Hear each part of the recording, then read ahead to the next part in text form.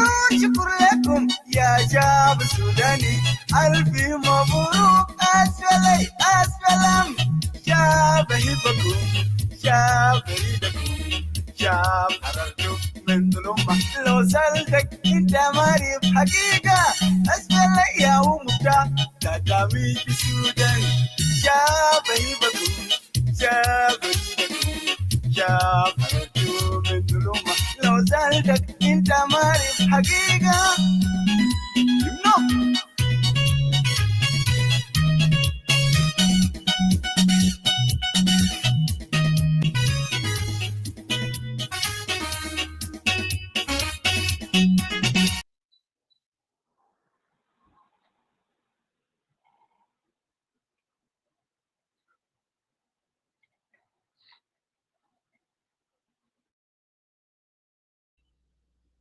Welcome, Nisib. Thank you, Nisib. Thank you. Yeah, thank you for let us. I know we are busy. Let us dive into our topic. Welcome everybody. Welcome to the show. Share the video live show. We are live on Facebook and YouTube, and also some of you listening in Clubhouse. So we have a really trending breaking news going on in our country. So the political talk show today is regarding about what's going on. There's two major breaking news going on. Number one is that the political as going on, both political parties, Splm-Io and Splm. So they are having a political aspect, as we call the state media calling that. There's a lot of changes. So if we see on the Splm party side, we have seen a degree today. President Chappell provoked the appointment of SPLM deputies and secretarian, Honorable Paul Manyang, Daniel Akot, and James Wani. So those are the three major political shuffle from our seniors before, called them before SPLM.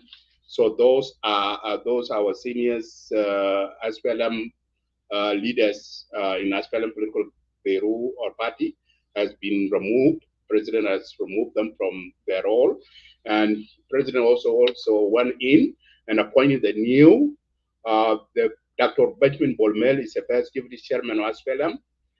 Second is Mary Apai is the second deputy, and the third one is Samuel Puoch, the third deputy of SPLM. So those are the replacement of those Honorable Daniel Akot, Honorable Paul Manyang Job, and Honorable James Wani. So these are the big things going on in our country. Change has come. Is it a good change or is it a bad change? Well, South Sudanese, we need to hear from you. So, Comrade Majuk, welcome. What do you think about this training breaking? You go on with your analysis. Thank you. Thank you so much, Abraham Adit. I hope I'm clear. Yeah, you are clear, yeah. Yeah, thank you. To our viewers who are watching us on Facebook, on Clubhouse, not Clubhouse, on YouTube, kindly try to share this live show. And if you are interested to come on and also share your opinions in regard to the political aspect that has actually hit the whole country, especially on 20th of May 2025, will also be the second day like 2011. You can text Abraham Adit through, you can invoke him and then he can send you the link and join us on the screen. I will put the link on our comment section, so I pin it down. Anybody can access, can click that and come join us. Thank you. To our audience in Clubhouse, I will join you shortly, and try to be patient with us and also try to gather your thoughts together, because the topic of which we are about to discuss is a very complex topic actually, and a very sensitive one, of which if we want to approach it, one need to approach it in a diverse manner and in a respectful approach actually. Because when you look at the things that are happening in our country politically, one may tend to believe that maybe this is how the change will arrive to the country called South Sudan. And on the other hand, one may tend to disagree that what we are going to is a more deep and dark zone rather than changing the trajectory of our political landscape. Having that in mind, let me start with the issue of the Splm-Io.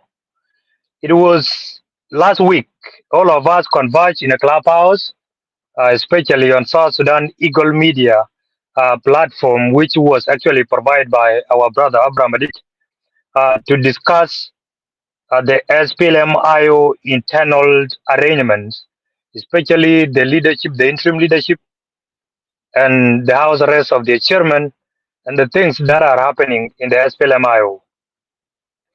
On that very day, I recall it very vividly, mentioning it that the SPLM-IO has been successfully divided into several houses, and it will take time for the SPLM-IO to come together and speak like the SPLM-IO 2020 when they arrived in Juba and they were accommodated in a Pyramid Hotel. The same thing repeated itself. Yesterday, we have seen 18 members of SPLM-IO Political Bureau came out and denounced or disowned the interim leadership headed by Stephen Pal and his members. And in that document, most of you have read it, and it has been shared widely by social medias, activists, and all South Sudanese who are politically oriented and interested to know the affairs of their countries. That aside, today again, the interim body came out. It's something that everybody will be laughing at. Even in the future, our children who will be reading those books will be laughing at the issues that are happening politically in our country. The interim leadership came out today and suspended over 30 people, 30 members of the SPLM-IO. Most of them are in political bureau of the SPLM-IO. And if you recall it back before the house arrest of Dr. Machar, even immediately after he was arrested, the Secretary General of the SPLM-IO, who is currently the Deputy Speaker of National Assembly, suspended actually some of the members, including Stephen Pal and the Secretary General of the interim body, Gong Makur. They were suspended. So completely, when you look at the house of the SPLM-IO, others, some of the SPLM-IO may blame the government that the government has hand in their division. But the reality should be told. SPLM-IO is at the way it is simply because of their own internal greed and internal ignorance and undermining the capacity of other members. And start away from the chairperson, Dr. Riek himself. One example is when Dr. Riek sent the SPLM-IO members to peace talk to Mayini Peace Initiative in Nairobi. Dr. Riek went down to the lowest level and appointed 2 young politicians of the SPLM-IO and sent them to represent the SPLM-IO. This has undermined the hierarchy of the SPLM-IO and those who believe by age, by experience, that they are seniors than those who were sent by Dr. Riek. So I believe that thing alone has triggered the members of SPLM-IO to believe that the SPLM-IO is not moving in the right direction. Came in the suspensions of some of the members. That was harsh and right decision made by the Deputy Speaker. Otherwise, he would have waited so that the people who were accused to be in collaboration with the government in order to implicate some of the SPLM-IO members in regard to the Nasser incident. Those people the speaker would have waited until the agenda surfaces itself clearly. Otherwise, rushing to the political decision sometimes has its own repercussion. And those are the repercussions that are battling with SPLM-Io. Another ignorance which was made by the SPLM-Io is the group that came out yesterday and actually tried to denounce the interim leadership. This group, somebody could question them, where were they? When the interim leadership was constituted, they were in Juba. These people dominated social media, they were in Juba. They were quiet for almost 2 weeks, including the Minister of Interior, Angelina Teny, who is the wife to Dr. Machar. If SPLM-Io was so vigilant and proactive, they would have actually confronted the interim leadership the first day or the following day after their rallies in Palm Africa Hotel in Juba on the 9th of April. They would have confronted them, sit down and dialogue as a party members. But them going mutedly and waiting for these people to be recognized by the regional bodies, international communities, and the peace partners was a kind of being passive to the actions of other political opponents. Now the interim leadership came out also to suspend these people. The question is, who is the right person to suspend who now in the SPLM-Io? And I'm pretty sure the group of Madam Angelina or the Minister Angelina might come out tomorrow, nobody knows, and suspend the interim leadership again for second time, which means the SPLM-Io was not in ideologies, was not based on the principles. It was based on Dr. Machar as individuals. And without young Machar, then SPLM-Io is confused. They don't know which route to take. And we have warned these politicians, this seasonal politician, for so long that please do not base ideas of ideal or politician or party on the chairperson or individual basis. Because individuals can go anytime. But the party which is founded on the principles and ideals will always remain there. And such principles will guide everybody. But now SPLM-Io is acting as if they don't have their own guiding documents or constitution. And I don't know who has that constitution. Is it interim leadership? Is it the IO in a foreign country, the self-exile IO, which were actually categorized by Michael McQuay? Or is it the SPLM-Io under house arrest, Dr. Machar? Or is it the SPLM-Io, the Angelina group that came out yesterday? Completely. We may blame the devil outside, but you in your own house, if you don't pray to God, if you don't follow the principle that you govern your own house as a husband of that house, then the devil hand is always long. The devil can try by all means to reach into your house as long you did not close your door or your gate. So this is what is happening in SPLM-Io. It is their own making. One may raise the questions that do you agree that the government has no hand in the SPLM-Io internal disputes? Of course, I cannot deny that. Government in one way or the other might have its own hand because government also is tired. And if there is somebody is fighting against who, and these are the opponents that always give it a hard time, then the government will always also laugh so much to make sure the divisions or the internal conflict continue and deepening as fast as possible, so that this group of IO will be left in a confusion angle, while the government and other peace partners like SOA, OPP will move. Then it brings to the questions of, will this agreement survive? Completely, I don't know whether you still talk about agreement. To where I stand, agreement is nowhere. What is happening is do or die. Agreement has gone since the Nasser incident. You have seen what happened. You have seen the reaction of politicians.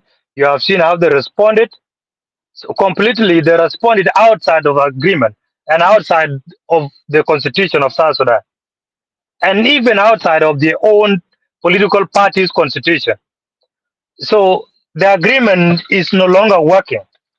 Whoever lied to you about the agreement, then tell that politician that you are a liar and we are awake. We know what you are working on and what you are doing. What makes some of us believe that let's watch and see what is happening? We may hope and believe and pray that whatever changes or whatever decision the government is making, be it IO, be it RG, be it SOA, be it OPP, be it the Tumaini Peace Initiative, which has already been paused at risk, we pray that none of them will take more lives of our people. At least something could lead to somewhere rather than remaining in this basket called agreement. Back to the aspects of the SPLM. In fact, this thunder has never landed on the big fish, but it has landed on them today, this very evening in Juba.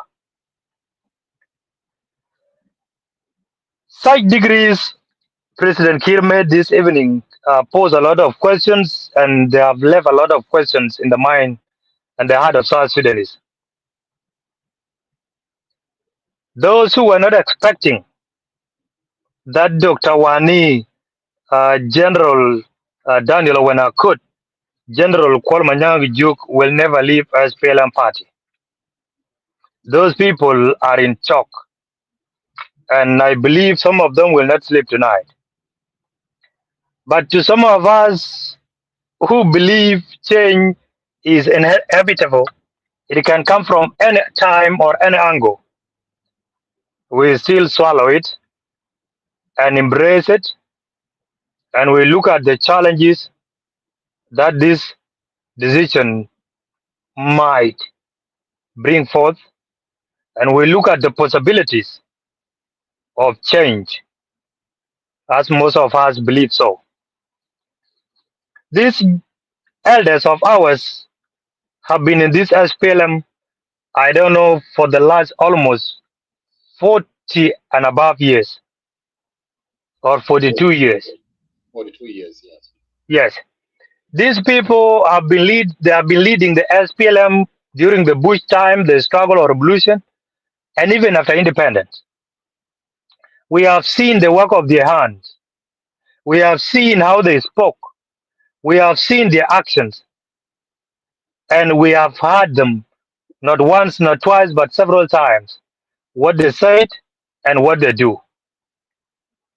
Completely without us keeping them in the SPLM, or without President Kiir keeping themselves in the SPLM, we also need to reappreciate the time God has given them to live.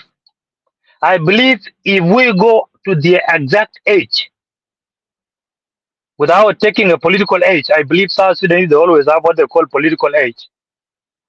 Without even having assessment, what they call age assessment, then these people could possibly be around 85 and above, or 86 years of age.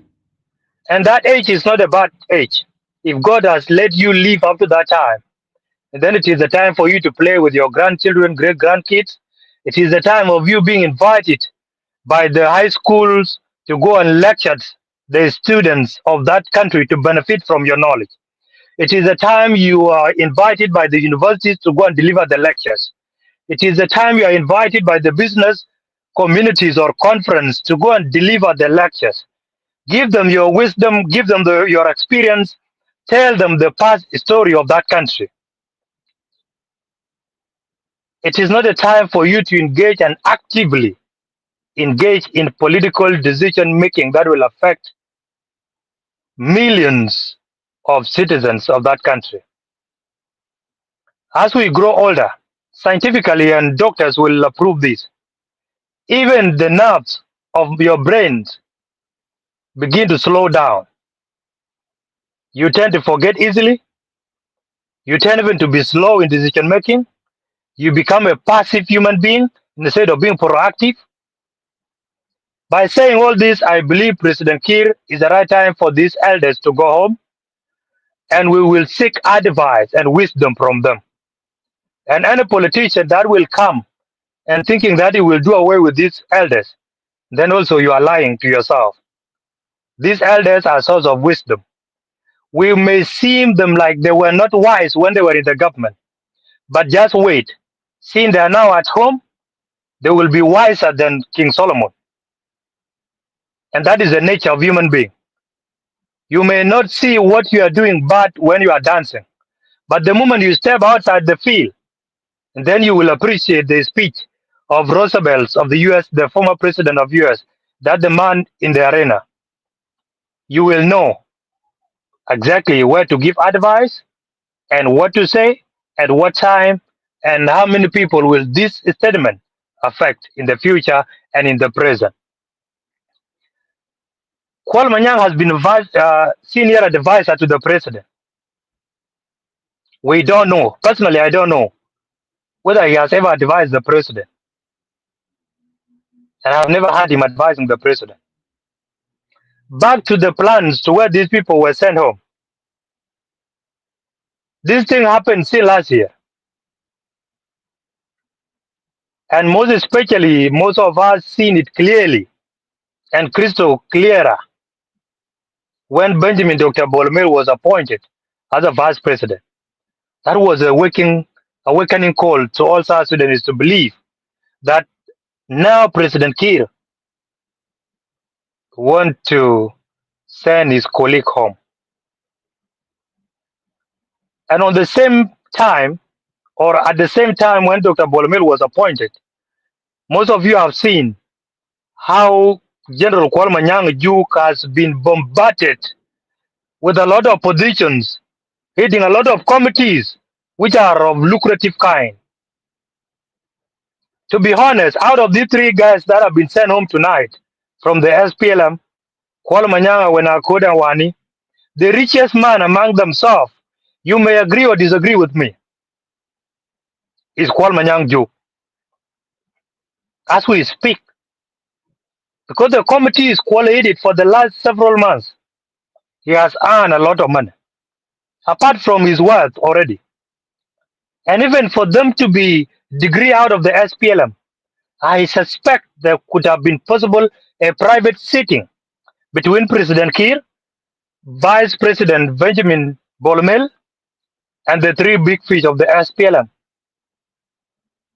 And in that sitting, one of them might have been given a sign-up package because Vice President Bolmel is capable of giving them a sign-up package or retirement package, even if we don't have retirement plans or retirement package in South Sudan. Benjamin Bolmel can do that in order to clear his way. You may disagree or you will agree. So for them going home, it's not a bad thing.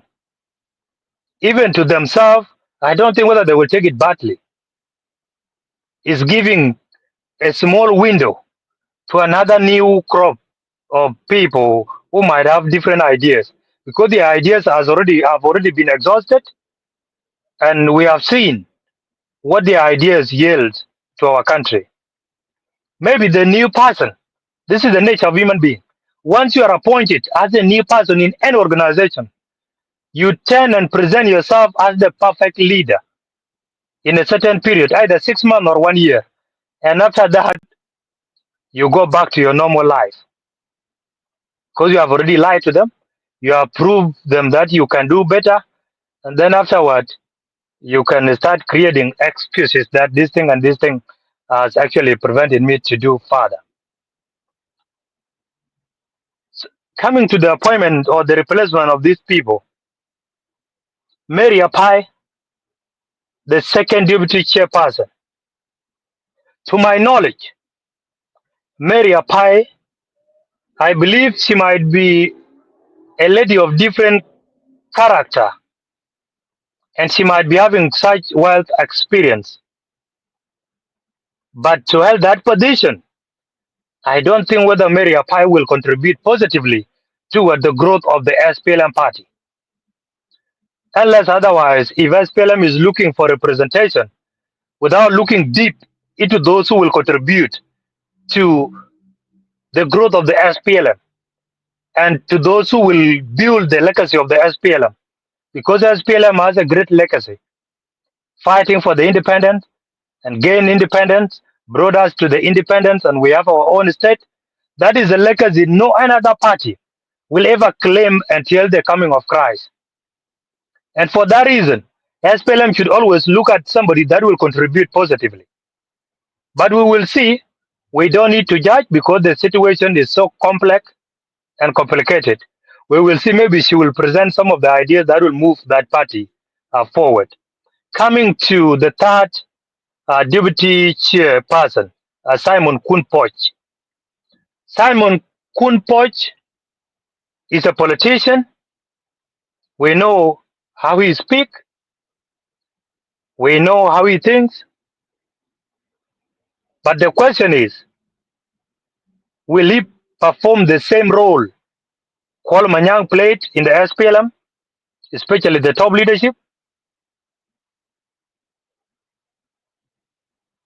Will he present himself or his voice like what Kuol used to do? Because Kuol was so vigilant, and I believe that's why he was the first person to be assigned and given several positions, because of his tone and fearless he is. I don't need to judge Honorable Simon Puoch, but how he will start his work will determine maybe by the end of next year. Another question is, will Simon Puoch mobilize the Upper Nile region to stand like a rock behind the SPLM party? Maybe comes the elections? I doubt. The same thing posed to Mary Apai. Will she do the same to mobilize the whole of Equatorial region? Because when you look at the three, they are appointed basically based on our regions. To the first deputy chair, Dr. Benjamin Bolmel, of course, when you look at it, it's like they switch the positions. Previously, they were the chairperson of the SPLM and the second deputy chair of the SPLM come from Barakazar region.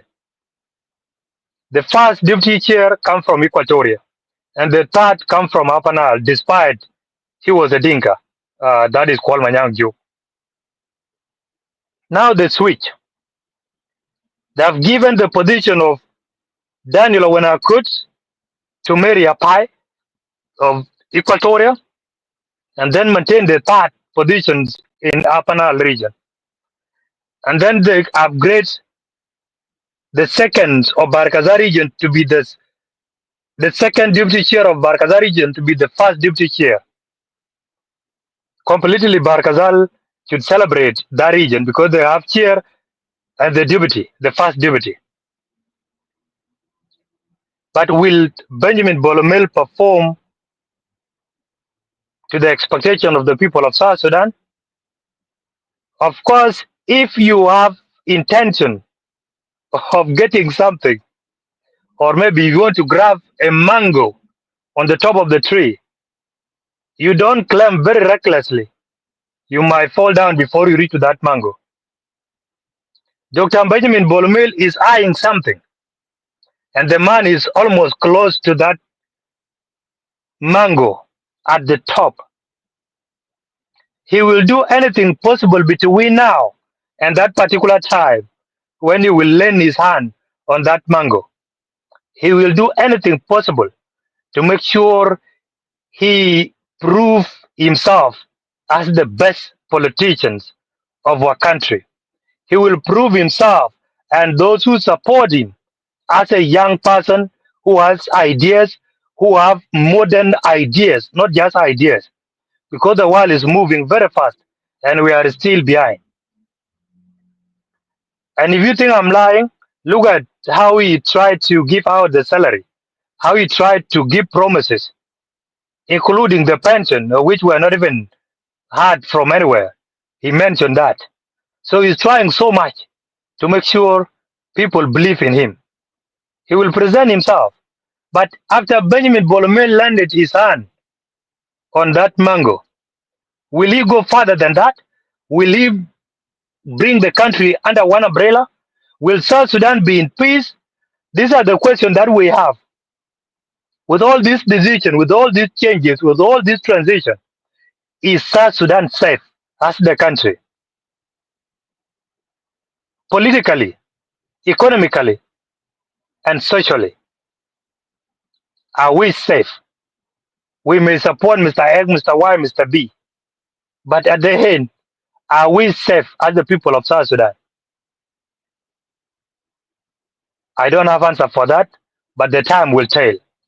Up to this juncture, Abraham Adit and the viewers, I may beg to stop here and maybe join the clubhouse, and I will still bring my voice. Otherwise, I appreciate the President Kiir and congratulated those who have been appointed, and say to those who have been sent home that you relax and give advice so that you protect the SPLM as the party. You don't need to chance supporting the SPLM simply because you are no longer deputy so and so. Continue doing your work, because in the issue of the SPLM, Kwal Manyang name will be there, Daniel Akot name will be there, James Waniga name will be there. No one and nobody will ever replace your names. So please, do not join the seasonal politicians, especially the agitators, these looters. I believe everybody is a looter, but do not join them to incite another conflict. Let's try to see what these decisions deliver the people of South Sudan to. Thank you and be blessed. Thank you so much, GS, General Secretary of Lakeside Media, Mako. Thank you for your wisdom, that narrative, all, and you brainstorming and you give out your analysis. That's absolutely correct. Now, let me turn in to club out to one of the younger training SPLM youth leader chairman, Mr. Well Moranyar, join me in Clubhouse. Let us hear from him for his wisdom. Welcome, Comrade Well Moranyar. What's your intake regarding about these two training news? We call it as a political earthquake, SPLM and SPLM-IO. Now, as you hear from Manyang Maku break it down, so let us hear from you. Welcome. Thank you, Abraham Madita. I greet you, Comrade Manyang Maku, and all the viewers of Lake State Media. I greet all of you and the audience of the South Sudan Eagle Media. I greet all of you too. It's a new day in SPLM as well as in our country. I'm not surprised about what had happened. I'm, however, excited, and I develop a great deal of respect to our elders within the SPLM. Let me share a small part of personal history with regards to the promise that these elders of ours have told us not long ago. It was, I think, 1989 when we arrived in Boma Mountain, and we met late Commander Bolmudit. And in the parade, he addressed us. There's one thing that I still remember in that speech of his. He described us, the Red Army, as the rising sun. And there, the senior SPLA, they were the setting sun. What had happened today, I see that being true. The setting sun paved the way for the rising sun. That's the way I see it in the house of the SPLM.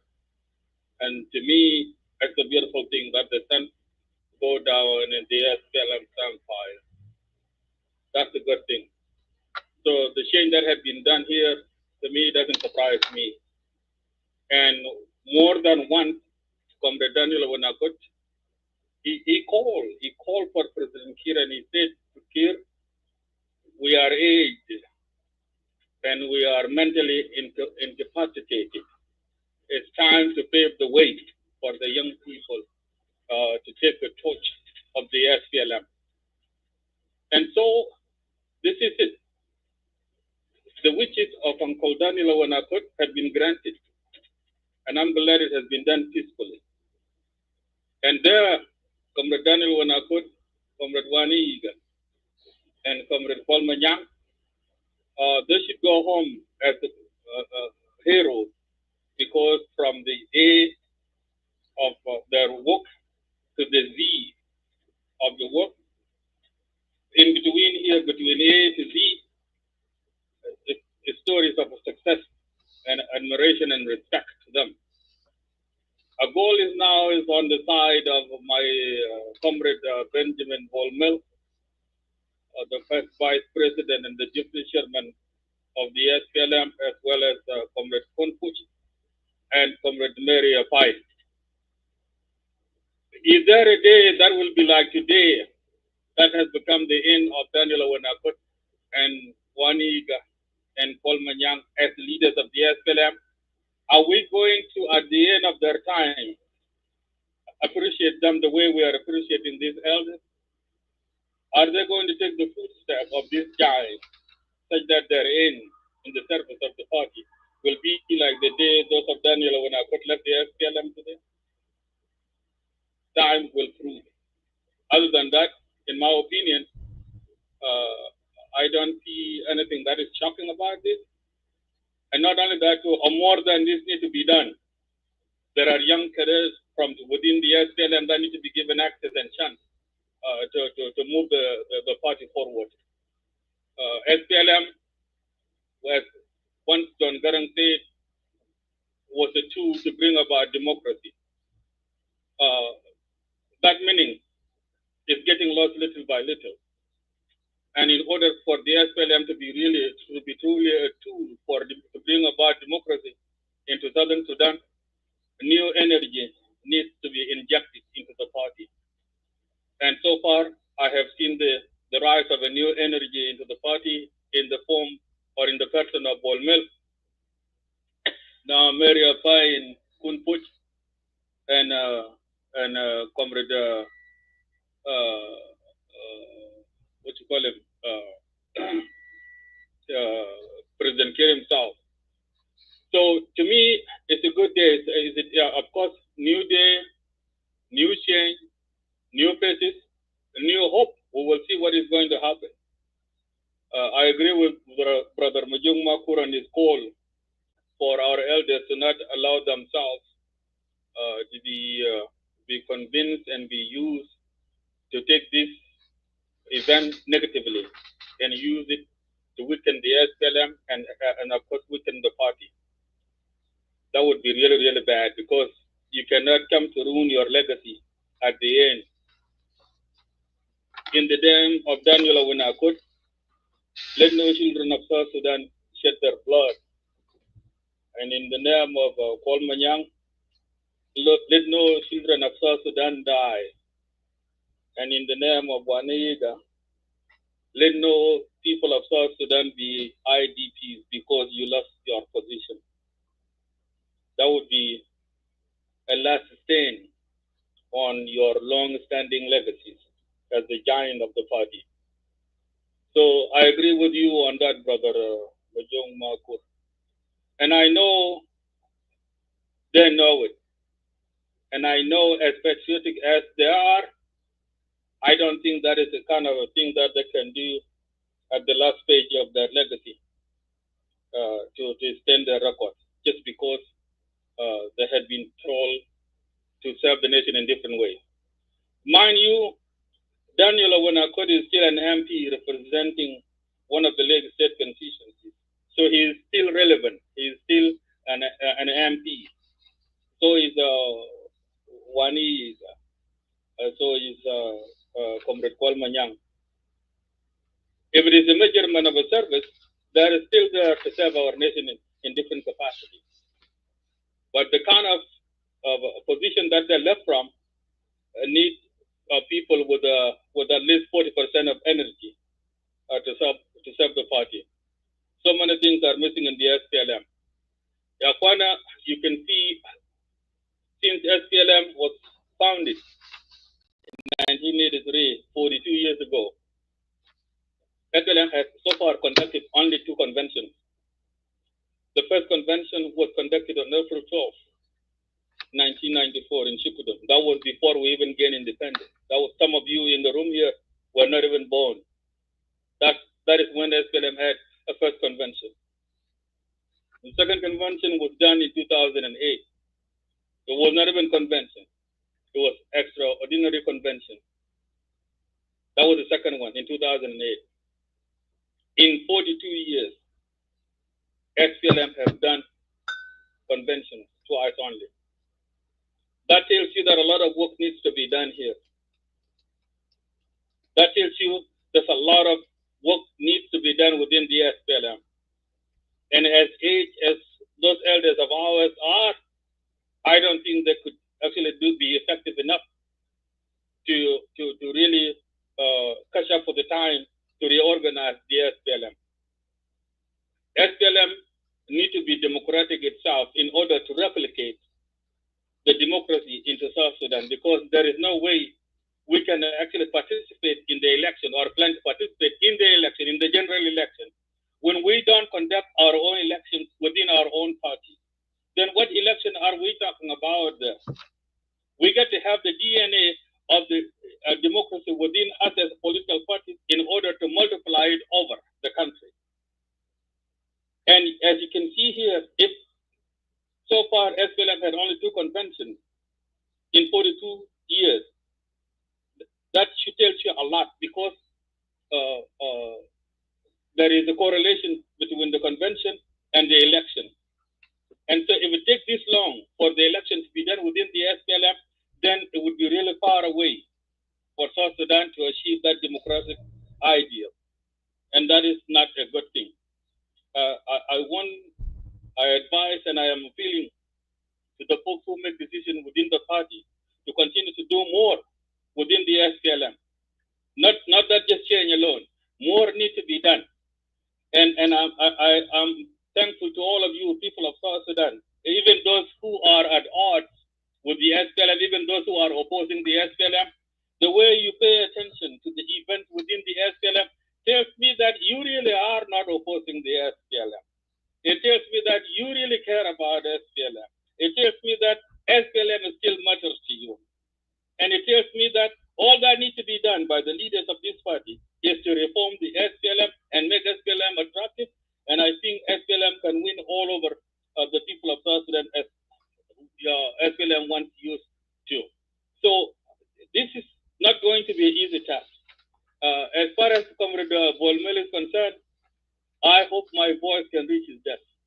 What I want him to do is, Brother Bolmel, you know it very well what we all went through as young kids back in the days in Ethiopia. We didn't know what it meant to be young boys. And the value of our suffering is this nation right here. This country is the only way we can feel like we've been paid back once we have a successful nation. My brother, I'm appealing to you. Don't be somebody that fights people a lot. Don't be a man that is feared. Don't hold grudges with people. Reach out to the people, even those who fell out with the SPLM. Reach out to them. Reach out to Comrade Malong, Comrade Pagana Mom, Comrade Thomas Cherilo. Let you be a peacemaker. Let you not be somebody that is seen and feared. Let your names not be names that are mentioned in fear or whisper. Be Ibrahim Traore of Nile. Reach out. Don't make us fear you. Reach out to people who disagree with you. Even those who insulted you, you still talk to them. Reach out. Reconcile the nation. Unite the people of South Sudan. You qualify to lead us. We will give you our mandate. So long as you see yourself as our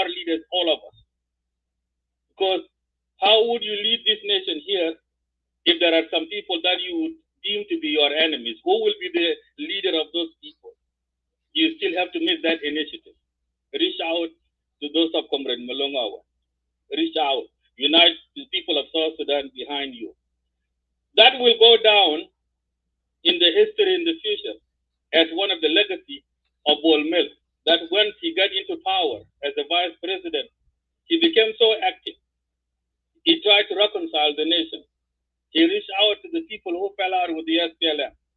I want you and I want your office to dedicate a time to the Arusha agreement or the unification of the SPLM process. Because after all, this conflict that has actually wrecked our country is started within the SPLM. And in order to find a solution, a root cause of the conflict in our country will be found deep inside the SPLM. That's why I advise you to dedicate a time to the Arusha declaration for the unification of the SPLM. In our country today, we want a leader who makes more friends, not the one that makes more enemies. That's the person we want. Because for far too long, enemies to one another for far too long, and all we get in return has been a suffering and the displacement of our people. Bolmel, you too big up there. You don't interact with average people. For those of us who are on the street with others, suffering is immense, brother. Suffering is big here. And it takes a leader to ease the suffering of the people of South Sudan. You go to Kakuma now, you go to Western Ethiopia to see our people who had just been displaced by the recent conflict. You go to Germany, you go to Egypt, you go and see our people, brother. We count on you. And even the SPLM of ours that you see people don't like anymore, you can reverse. You can reverse this resentment against the SPLM. You can reverse it, and you can restore the hope of the people once again. Because at one point, when we used to be bombed, I know you know that when Antonov used to bomb us, we used to be scattered all over the world.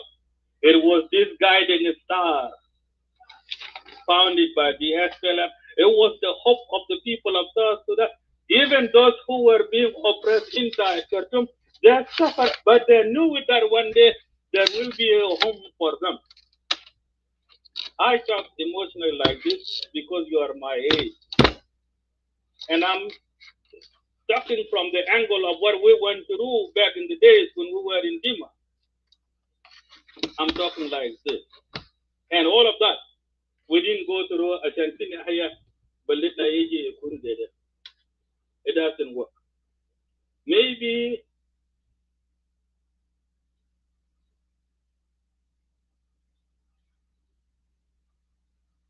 President Kiir was a Joshua and brought us onto this side of the. And you're going to have to benefit here. Maybe you're the one who will actually push down the wall of Jericho in order for the people of South Sudan to start a new page in their life. That's all I can tell you is you reach out to the people who you have fell out with, including even those who call you enemy. Go and call them brothers. Try to reason with them, and let's find how we can get along. Because the humiliation of our nation is too much. It has become unbearable. We have been looked down by folks in the neighborhood. Every index, every rating, every ranking of the most corrupted, the failed state, the worst economy, the most displaced, the less developed, the lowest literacy, it means South Sudan nowadays. And it will take a son of this nation to reverse all of this so that we can see ourselves at the better ranking in the continent of Africa. Aside from that, and the rest of all of you, Genevieve, let us not take the new change in a negative way. Politics is dynamic. is not permanent. That's why in politics, say there is no permanent enemy. So let us not take it negatively. Let us not take that and use it to judge one another here. I personally speaking to you, I'm not related to Bolmer. I don't know him. He doesn't know me aside from I seeing him from far away as a member of Red Army. That's the closest we are. From Northern Barakazak, from Lake State. But the change of leadership should not be a declaration of war as Genovese against one another. It happened in 2013, but let it not happen again. That's all I can say, Brother Madrid. And with that, I'll stop here and I yield my back to you. Thank you. Thank you so much, Brother Walmora Nyar. Thank you so much, Brother Wal Moranyar, for your inputs and sharing your wisdom in regard to the issues at hand. To add on is the call that you made to the Vice President, Benjamin Bolomel. Completely, I agree with you.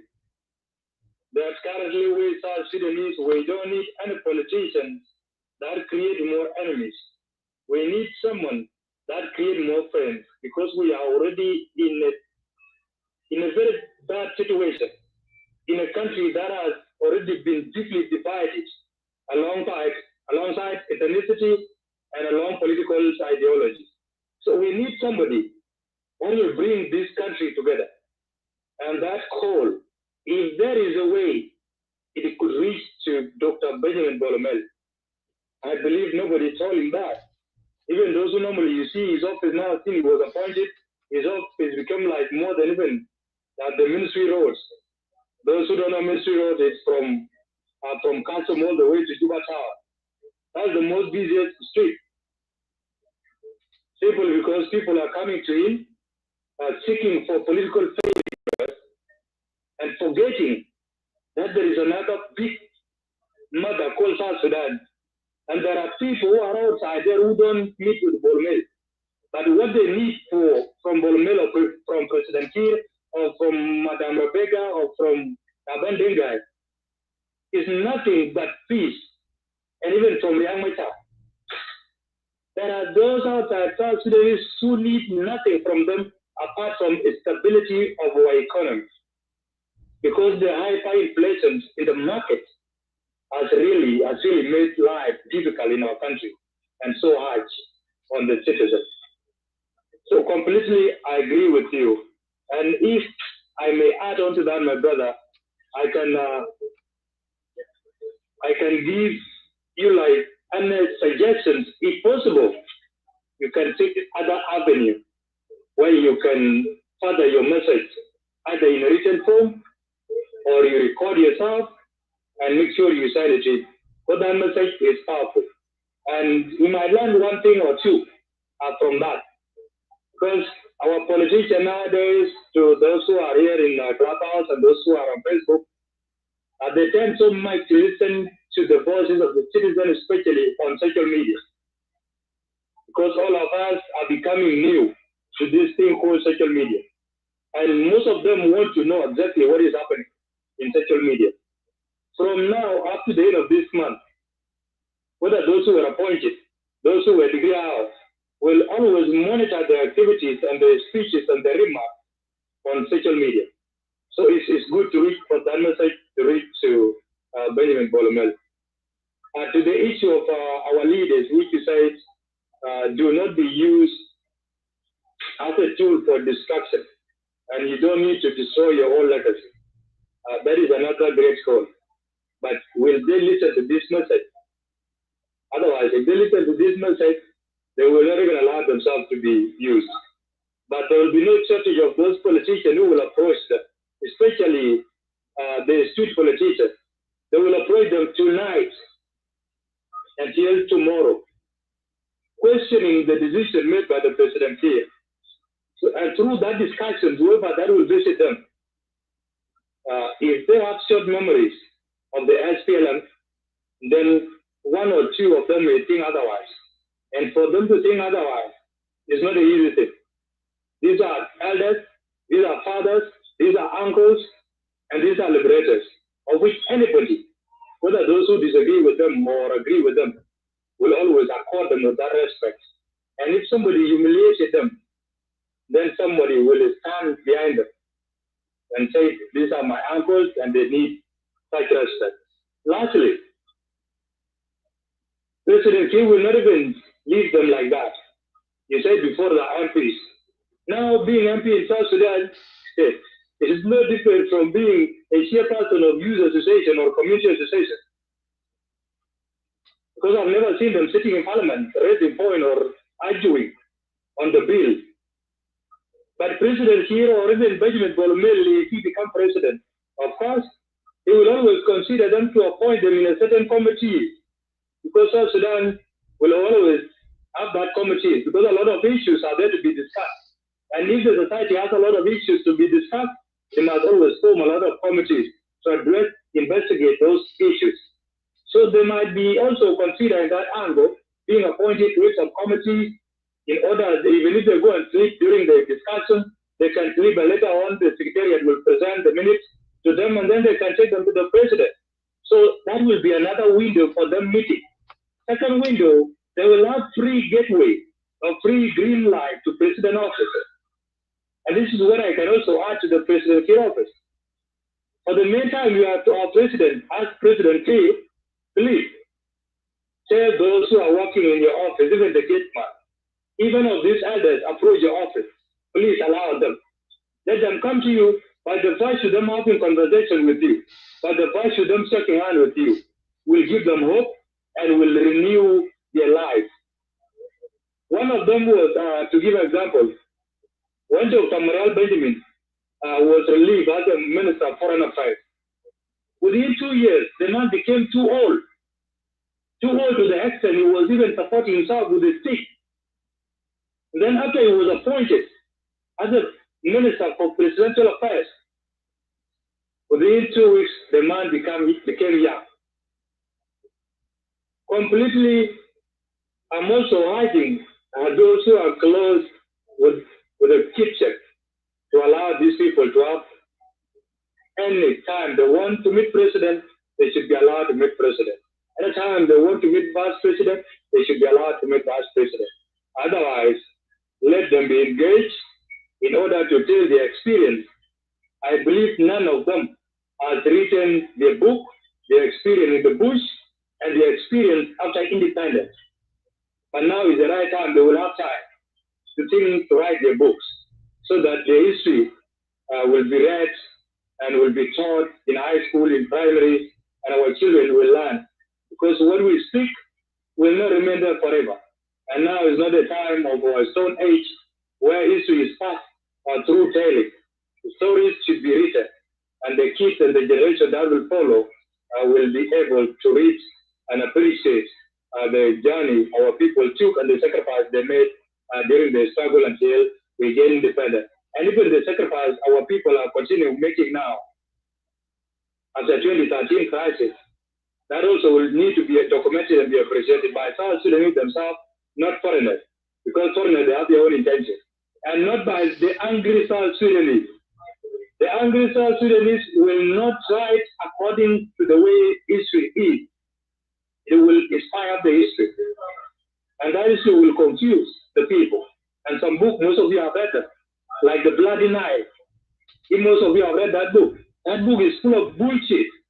If I borrow the language of Westerners, completely, most of them in that book are not true. So we don't need to rely on those books. So it is time for Manyang Duke, Daniel Akot, Wani has wrote some of his books, although they are of his career guides. He also needs to write a book about himself during the struggle and even about the SPLM. So this is what I can add, my brother Wal. And to Abraham Adich, if you are there, please yield it back to you. And if not, then I can take it back to Wal if he has something to add.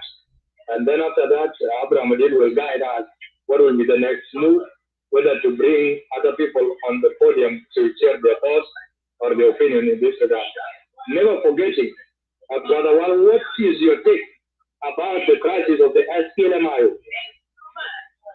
Thank you.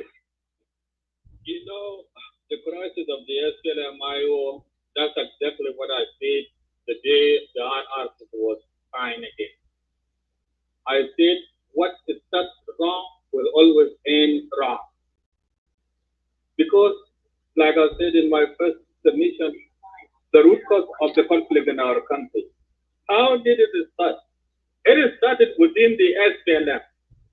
And it goes back to the same thing that I said, the lack of convention for long, long time actually give us what happened in 2013.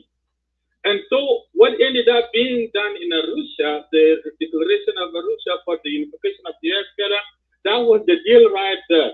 Because the conflict was a conflict of members of the same political party. But look at it here. Even the Igga recognized that. Igga recognized that what had happened here is a conflict of the two groups of the same political party. That is why one party's agreement was called ISG and the other one was called IO. And yet Igga had no shame to work on how to reconcile the members of the same political party, but rather treat them like completely different political entities to sign the agreement now. That was very, very wrong. And so the same mistake that was done there is still going to affect the Splm-Io. What had happened in the Splm-Io is the same split. That is the echo of the same split that happened within the SPLM mother in 2013. Okay? It is split up, giving us the SPLM former detainees, giving us the SPLM-IG, giving us the SPLM-Io, and then the SPLM-Io of Deng Deng, then the SPLM-Io of Riek Machar, and now there is the SPLM-Io of Par Kuol, and the SPLM-Io of what you call him, of Dr. Riek Machar. So the people who actually signed the list yesterday as the SPLM-Io of Dr. Riek Machar, the same split, because nobody attempted to stop it. But what the Igga did is accommodate the split. That's not the way you solve it. You don't accommodate the division. You solve what divided the people up. That's the only way you can solve it. But if you accommodate how the people were divided and you want to keep it that way, then you have actually encouraged the division.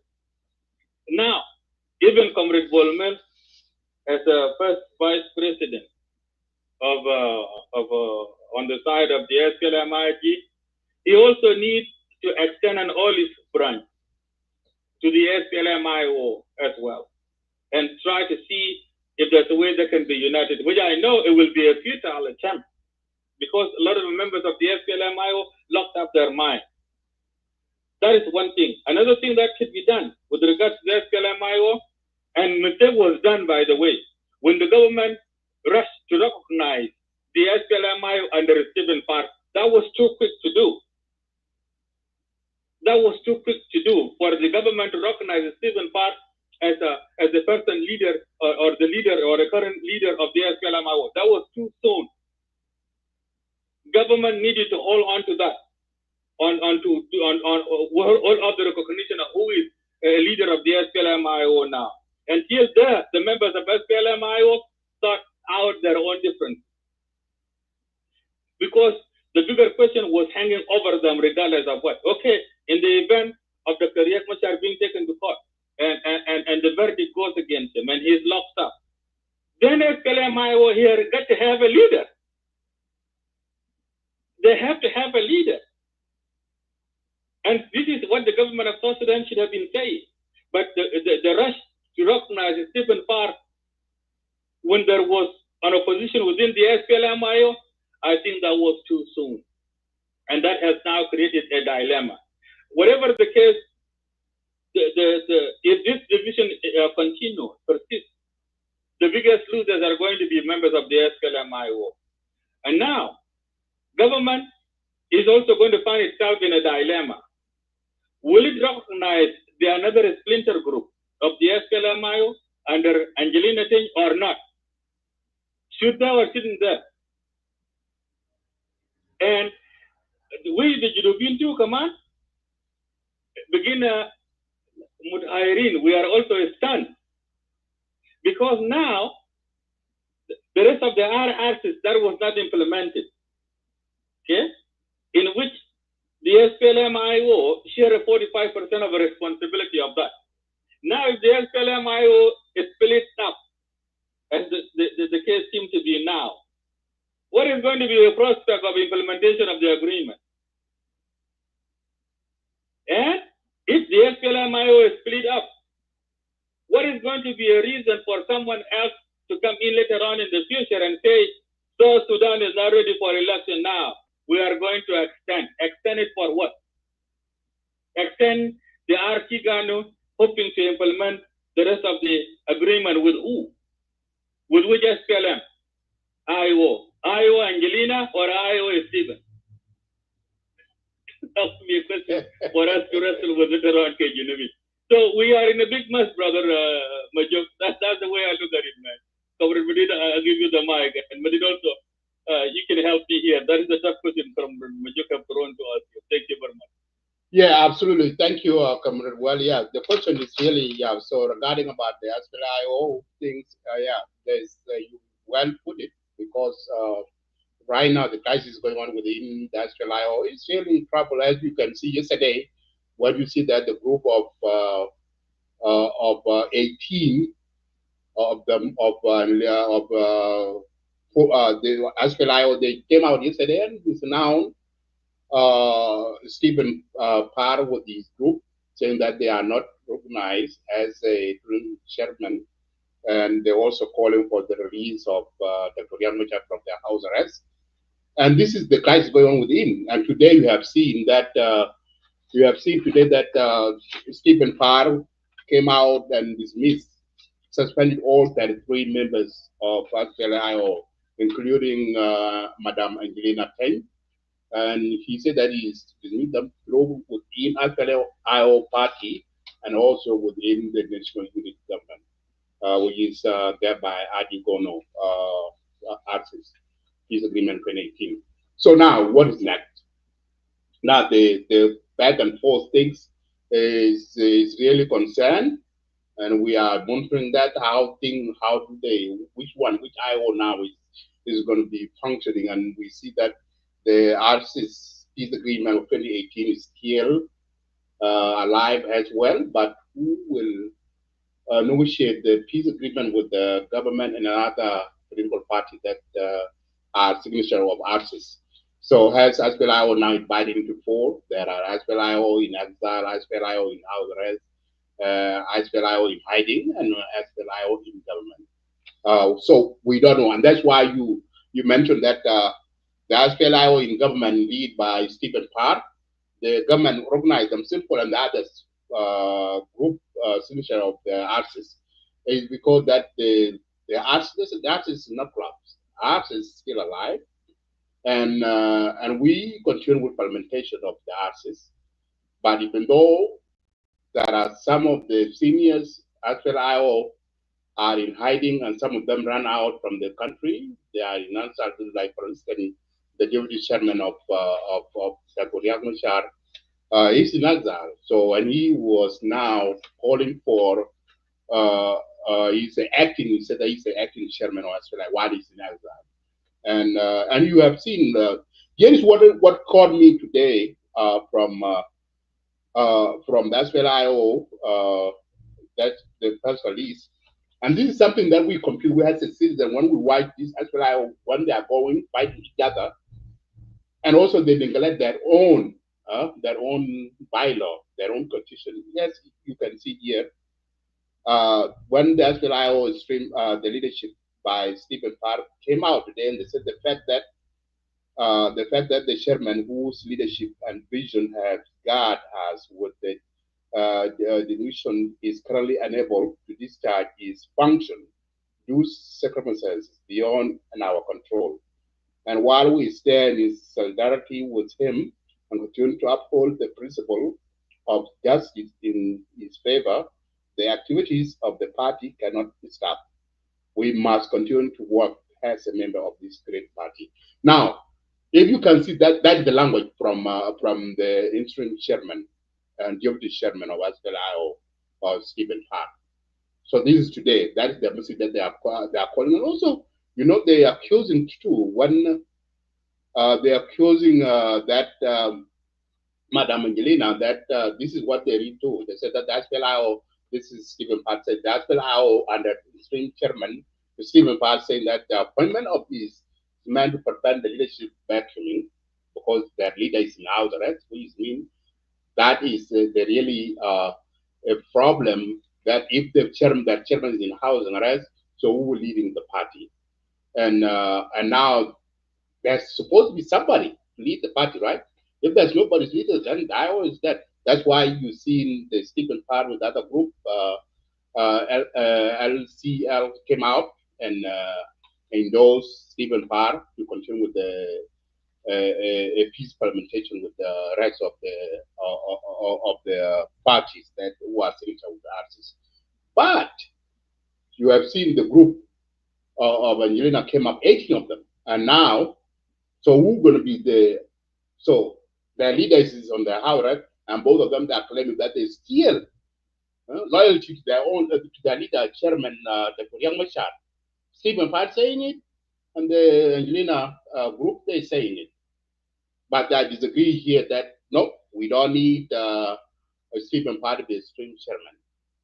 Okay, if they disown, so who will be the leading chairman? Because the chairman is in house arrest, and they cannot, and he cannot do anything while he's in the arrest in prison somewhere. So those are the things confusion going on within SPLIO. I don't know how they get solving it now that it's missing. Like last month, you have seen the Deputy Chairman of SPLIO, Oyet Patrick, came out and dismissed Stephen Parr with others, including Abamaku and Deputy.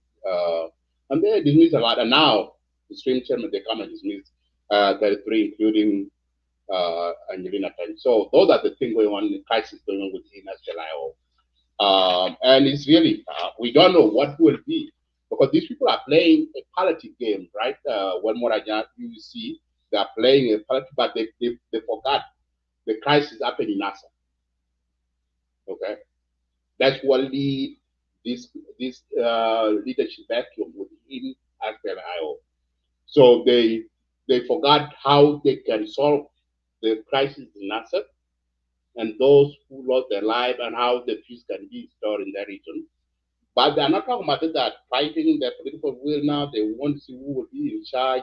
They don't want to see the progress going on forward for implementation of assets. So I don't know. I don't know how they work together to implementation of peace agreement. It's a question that we can have and listen to, observe how the thing can play out for the next week or so. So that's my input with the SPLIO. We hope that they will solve their differences and continue on. So thank you, one more Anyar and Majuk. So you guys need to add on something. Yeah, this SPLM-Io thing here is a very delicate equation to solve. Now, Dr. Riek is arrested, his deputy is on run. Then there was a political organization to the agreement that have no leader. Then when an interim leadership is put together, which makes sense. It makes a lot of sense. But just because I got arrested and the company I work for decide to hire somebody or go to a staffing agency and bring in temporary employees, then how does that become wrong now for the company? Because interim means temporary. Mm-hmm. So if the company have a right to bring in a temporary worker to work in my position in my absence, I think that should be just fine. Now let's look into the perspective of those who are opposing the Stephen Parr. I hope I'm clear enough, brother. I hope you can hear me. Yeah, you are clear. Yeah, we can hear you. Yeah. Mm-hmm. So let's assume that Stephen Parr didn't do what he had to do with the Dr. Riek in jail or yet on run. Who was going to manage the affairs of the SPLM-Io? Okay. And that's one side of it. Now, let's then put ourselves in the shoes of those who are actually opposing Stephen Parr. Why are they opposing him? What does the appointment of Stephen Park, how does it hurt the SPLM-Io? Or how does it keep Riek Machar in jail a lot? Maybe in their perspective, they see it like, you know what? If there is somebody leading the SPLM-Io and things are going as business as usual, then the career becomes even more irrelevant. Then once the nation becomes comfortable with the absence of the career Machar, then things can just flow as they are, and nobody will pay attention to the career detention. That's the way they look at it. But it's still, even the career detention too needs somebody to advocate for his freedom. And in this case here, the leadership of his organization, which has been done by Stephen Parr, which, in my opinion, I think it's a good thing. Biggest mistake that the members of the SPLM-Io have done now is splitting themselves up, because now it distracts them. It creates something for them to be busy within their own party. And as you can just see now, I don't think neither of the group now is paying more attention to the detention of the career in this case here. So whatever they are doing now doesn't even serve the man they want to rescue. By this time now, SPLM-Io should have been preparing a leader, particularly a lawyer, okay, and demand an expedited court date. That this is what we would have actually calling for now. We would have been challenging the government. We would say, okay, yeah, Governor President, fine, you accuse the man or whatever you accuse him, but the law of this nation here says that a suspect needs to be produced before the court within 24 hours of detention. It's been more than a month now, and the man has not been produced in the court. That's a violation of the law. And his lawyer would have been making this argument. Okay? They would have been doing this. And we could have put a great deal of pressure on the government to expedite the court case of the Riek Machar. But they're not focusing on how they can actually fight for the career now, much more than fighting on who should actually take his position, which is very absurd. I kind of feel sorry for the Riek Machar. Who is to blame? I told him not to make SPLM-Io, but he did. And now, look at the mess. That's crazy. I feel sorry for the guy. It looks like nobody's paying attention now to his justice here. You know, and his own members are busy on who should actually replace his position. That's very wrong. Completely wrong. Whatever the case, there are political rivals. It's up to them. What can we say? Their mess, their problem. You know, make it easier for us. The IG. You know, my only worry now is what will become the fate of the RRC. I, as a person, if this actually expedites the death of the RRC, so be it. Because RRC was a bad agreement anyway. Whatever we can do here, or whatever that can happen in our country, to get this bad agreement out of the way, it will make it faster for our country to set itself up for a true election, such that we can actually have leaders of our choice, rather than the leaders who impose themselves over us through their crooked agreement. You know, so whatever happened in between here and Haitu, I lost it. You know, I lost it. So it's up to them now, the members of the SPLM-Io, to figure it out.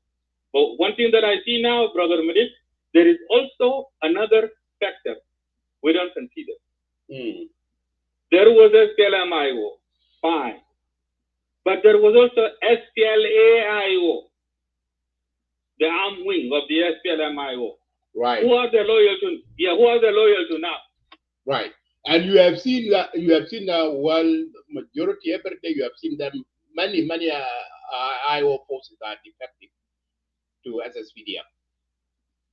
So, and they are continuing. You will see every day that there's a lot 400, 300, 200, 1,000, 2,000. They are defective. So that is a question. So, have you have seen? So, who those forces now still somewhere? So are they will be loyalty to Stephen Parr, or are they will be loyalty to Dr. Riek Machar in the house arrest, or will they be loyalty to Madam Angelina, the group that are not in house arrest? And the question to this group of Angelina, that they wrote that statement yesterday. I don't know. I'm assuming that they are in Juba, and they are now, as the parliament is not functioning, so they came up. Those 18 of them came out to release that statement yesterday. Now the question is, if the forces, SPLM forces still out there, who they will join, or are they will just, okay, this SPLM is done. They have so many factions, and we are done. We need to join SSBC to become as a nation army. Yeah, go ahead. And also, before you go ahead, there's another statement that I want to read out to you here about today. Stephen Par accused. He said that the SPLM. No, that's not the one that I want. So that is okay. Here it is. So there is a statement Stephen Part said today. He said that the SPLM and the Interim Chairman saying that an appointment is meant to prevent the leadership vacuum. That's one of the things. So, and the other one, where am I? Go ahead. What do you want to say? Yeah, thank you, Comrade. Yes, the fate of the SPLA-IO is going to be a bigger determining factor here, because whoever wins them over is going to be the one that is going to have a weight within the newly created section of the SPLM-IO. There is also another big blow. There is going to be a big blow to the SPLM-IO, depending on who plays the game smart. Okay? So, but before I do that, let us look at who have interest now in the SPLA-IO, the forces that are IO there. You have the government, SSPDF have interest in them, and of course now, Madam Angelina's group and Stephen Parr's group. So far, it looks like the game is being played now between Madam Angelina's group and the SSPDF. In Western Barakazal, the lions of Western Barakazal, there is this guy called Abdallah Wujang. Abdallah Wujang is a big man. And I don't know if Tilman can come here.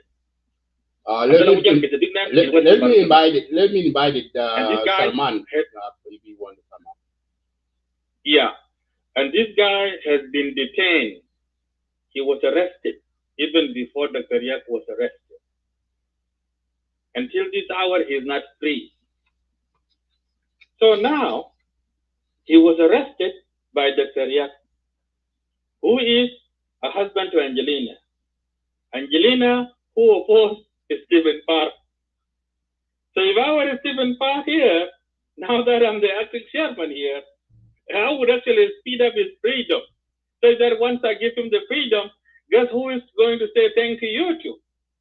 He will say thank you to Stephen Parr. Then now Stephen Parr here will have some of the SPLM-IO forces who become loyal to him. And they come from Western Par Kuol. See here, that would make the Stephen Parr's group become more valuable as well. And that can actually counteract some of the military loyalists to Angelina somewhere in Upper Nile. Or if he becomes slow, and somehow the SSPDF or the government of South Sudan, which are we leaders of our party here, the IIG, they are the one who's supposed to play the game now. They're the one who's supposed to secure the freedom of Abdallah Wujang. Because once he comes out from prison, he's not going to like the IO who put him in jail. He would automatically, I believe, with his lion would join the tiger. Right. Okay? And he would join the SSPDF. And he would join that, and that would be the zoo he belongs. But I don't know, for some reason, I don't know why the IG or our leaders are not playing. This is how you play the game. Right. There are big posts there. They occupy from Damdubir all the way to around Raja, all the way to Western Equatoria. And if the SSPDF win over these lions of Western Barakata, guess what? Even the IO forces which are terrorizing our civilians in Western Equatoria will not even have the space. Whatever the case is, militarily on the side of the IO, things are really bad. Right thing to be done now is to make a right choice. Like those who have actually been declaring joining the SSPDF, very, very smart. Okay, very, very smart. I hope Also, on the other side of the SSPDF, I hope they remember the wisdom and the advice of Mungarma.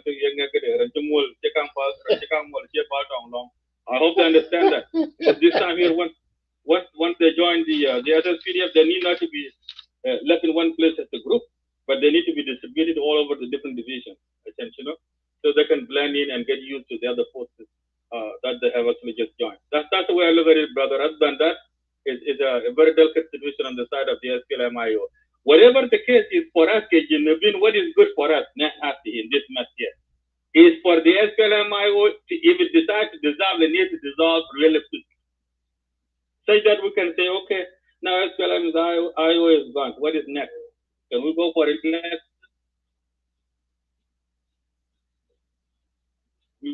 Because then there will be no excuse for us then as IG to lie to you. Otherwise, if the SPLM-Io continues to be relevant politically, yeah, we will come and lie to you. And we will extend the Archigano. And it's just sit on your shoulders. We have no shame. We will still come here and lie and say, you know what, the country is not ready for election now. Let it be extended, Of course, at the end, is our guy that are leading, are the flag bearers of the nation. So they won't bother us. If it gets extended, it will be extended, but it will be extended under our supervision. Doesn't harm us. But deep in my heart, I don't like that. I don't want the leaders that impose themselves on us. We need the leaders that we elect. And so for that reason, I would really wish that the SPLM-Io either clears its mess up faster or simply disappear, such that now we can focus on who is actually wielding the power in our country. Okay, SPLM-Io is no longer relevant. National Salvation Front, they are not coming. Tumaini peace talk is dead. Now, what is next? What would be the reason for someone to come and invoke Article 8.4 of the RRCs and then extend it stuff?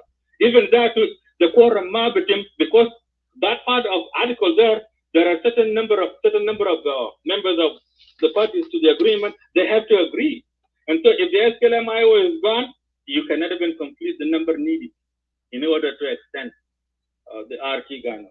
So it would be good for us in different ways as the people of South Sudan. Lakin, I'm just only worried about these groups that they don't play along. That is my concern. Thank you very much.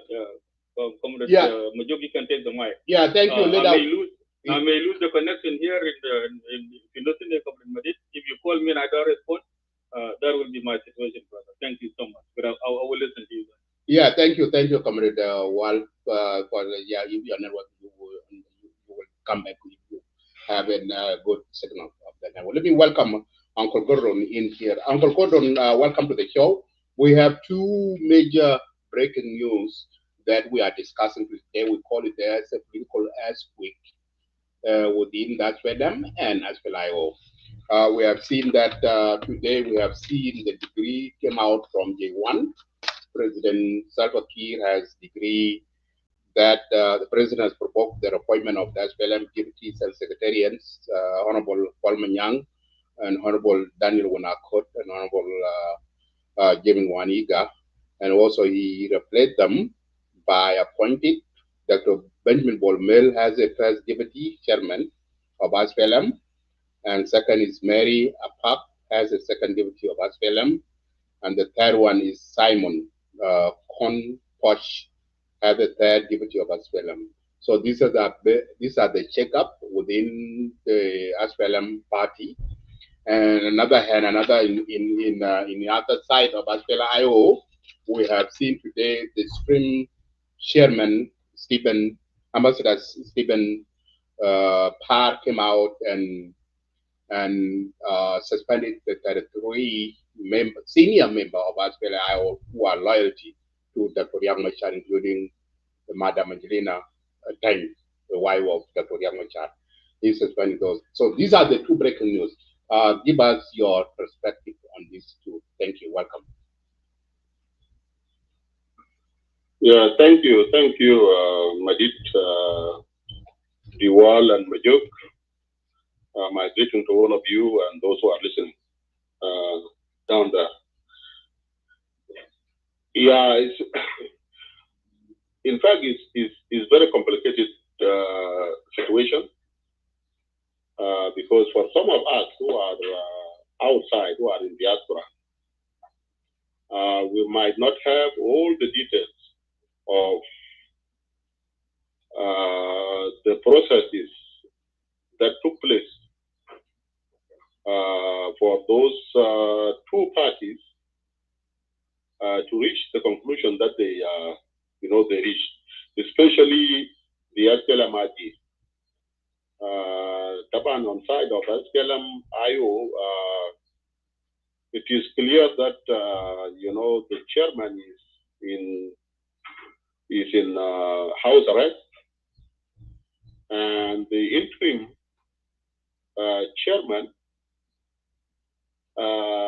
announced himself or nominated by the IO, yet we don't know the processes that put in place to nominate him. It will not allow us to talk in confidence because you have to know the constitution of that party and then match the processes to the constitution, whether the processes they were right or wrong. But as a media, critics or analysts, most of the time you will try your best to analyze according to whatever information that you have.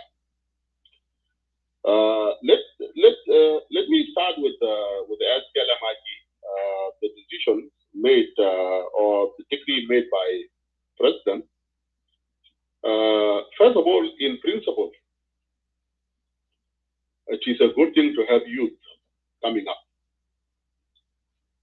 because we have history in old Sudan, history of the family of Mahdi and family of Merget.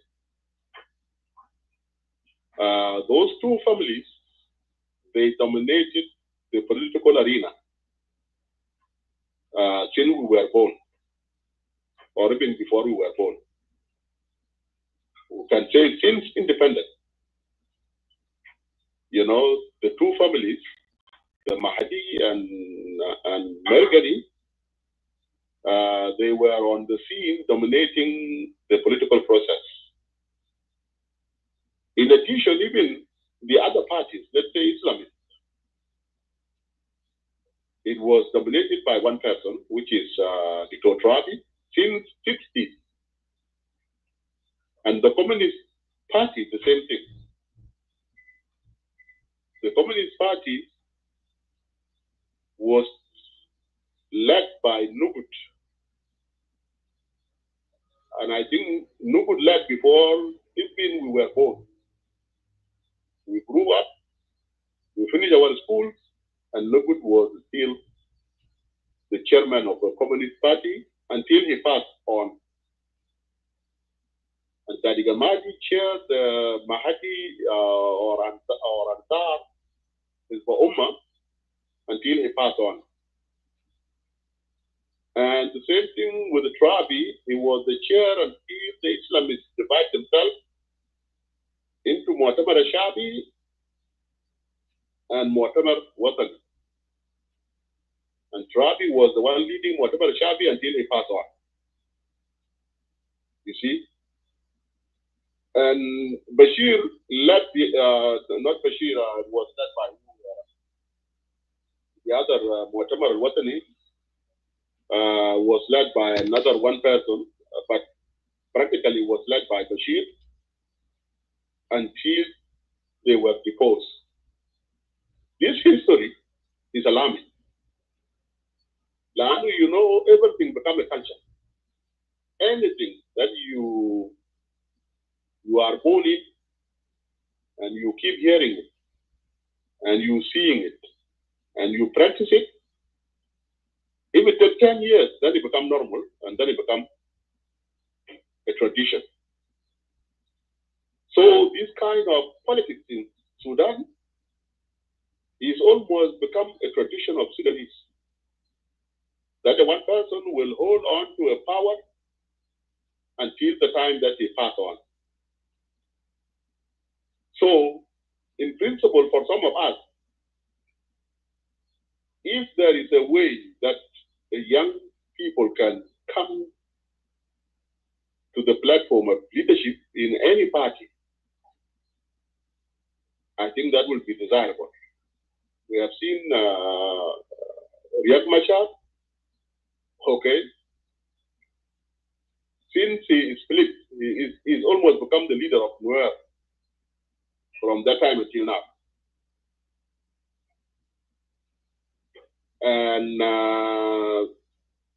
And President Kiir led the SPLM from the passing of Dr. John until now.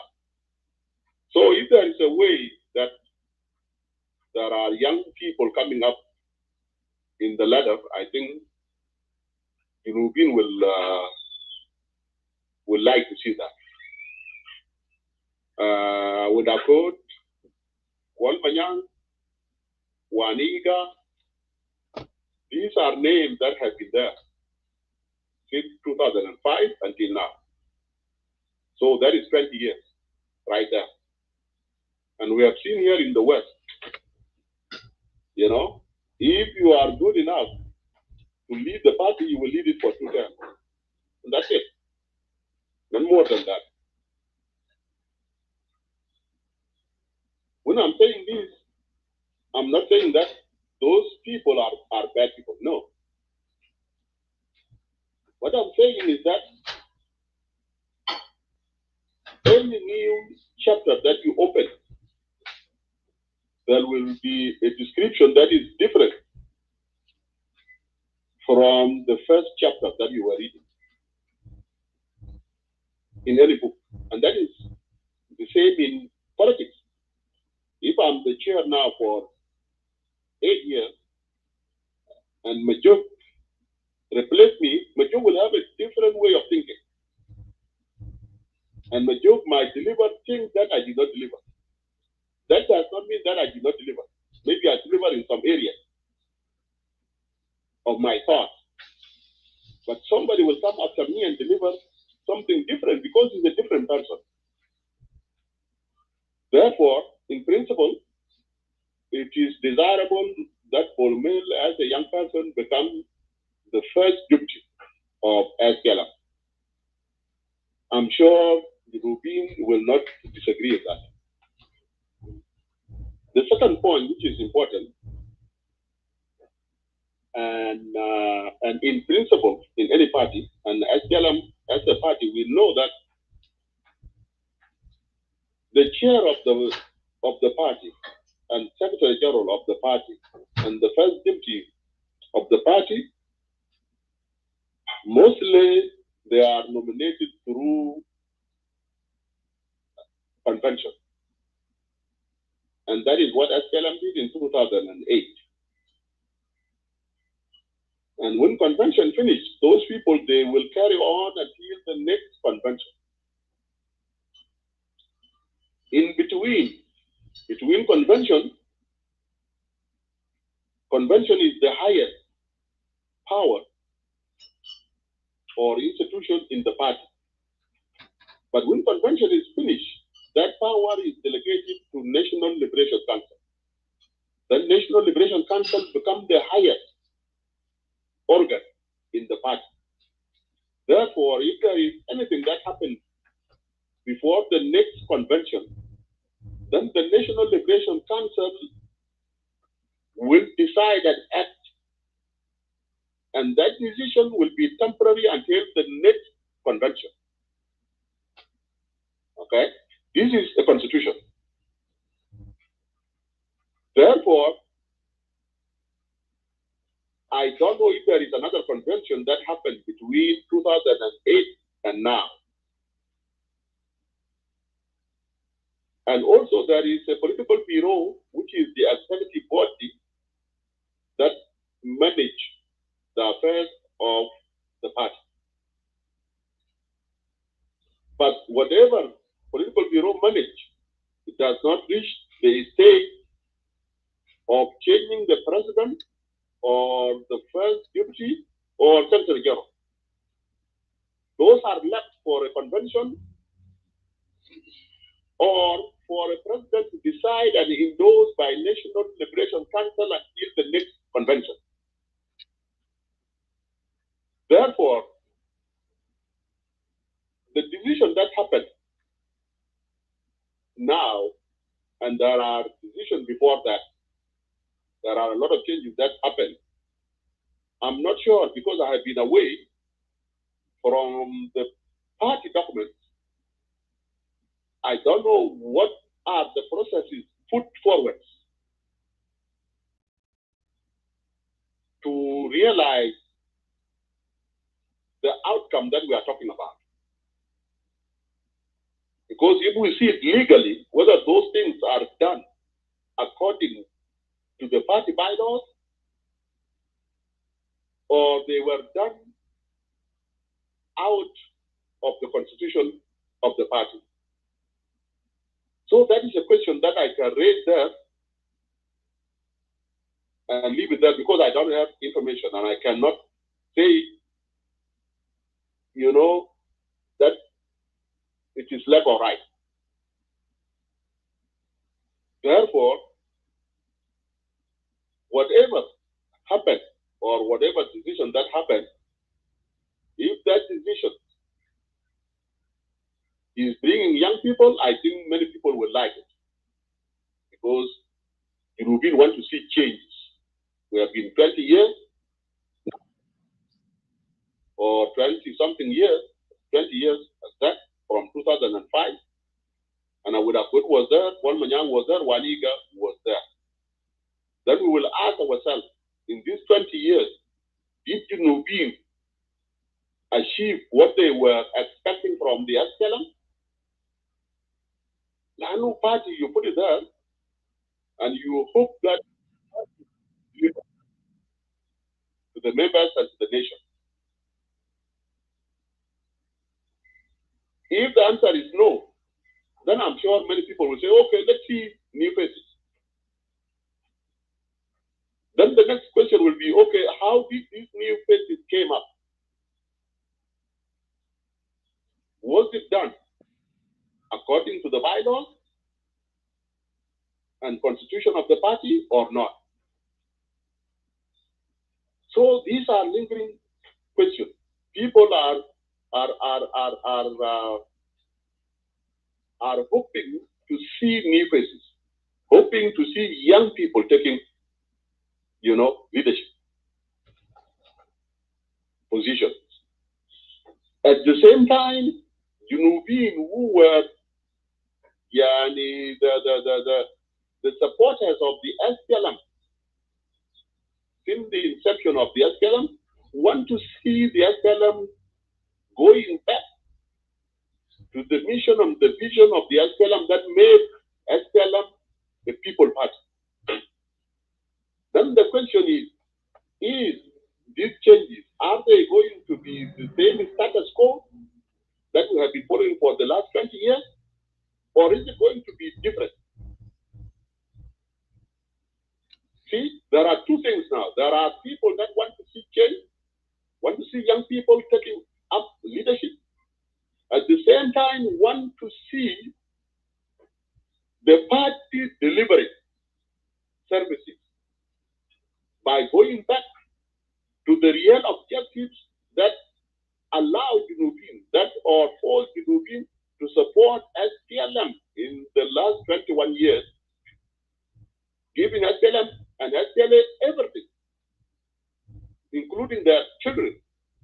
People like while they were given as captives to go and fight, and they were young. Some gave all goats and all cows that they have, hoping that one day, if the party and the SPLM capture all that I lost, I would be rewarded. So, they are still hoping that any change has to include the bringing back of the objectives and the vision of the SPLM. Al-Kan Bugul Beinu, when we captured the country, it is the time for the SPLM to pay back. pay back by building schools, by building hospitals, by building roads, okay? By providing necessities of life and protecting the border of South Sudan. Those were the objectives that allow you to be Kuluzor, Yeti Ganam Bato, Yeti Bagar Bato, Yeti Bafra Hagu, Yeti Bambe Hagu, Yeti Ashrif Hagu for 21 years. Therefore, since we don't know how these changes happened and what was the guiding principle that led to these changes, then for us as citizens, we have to remind them that one, we need new faces, we need young people to climb up.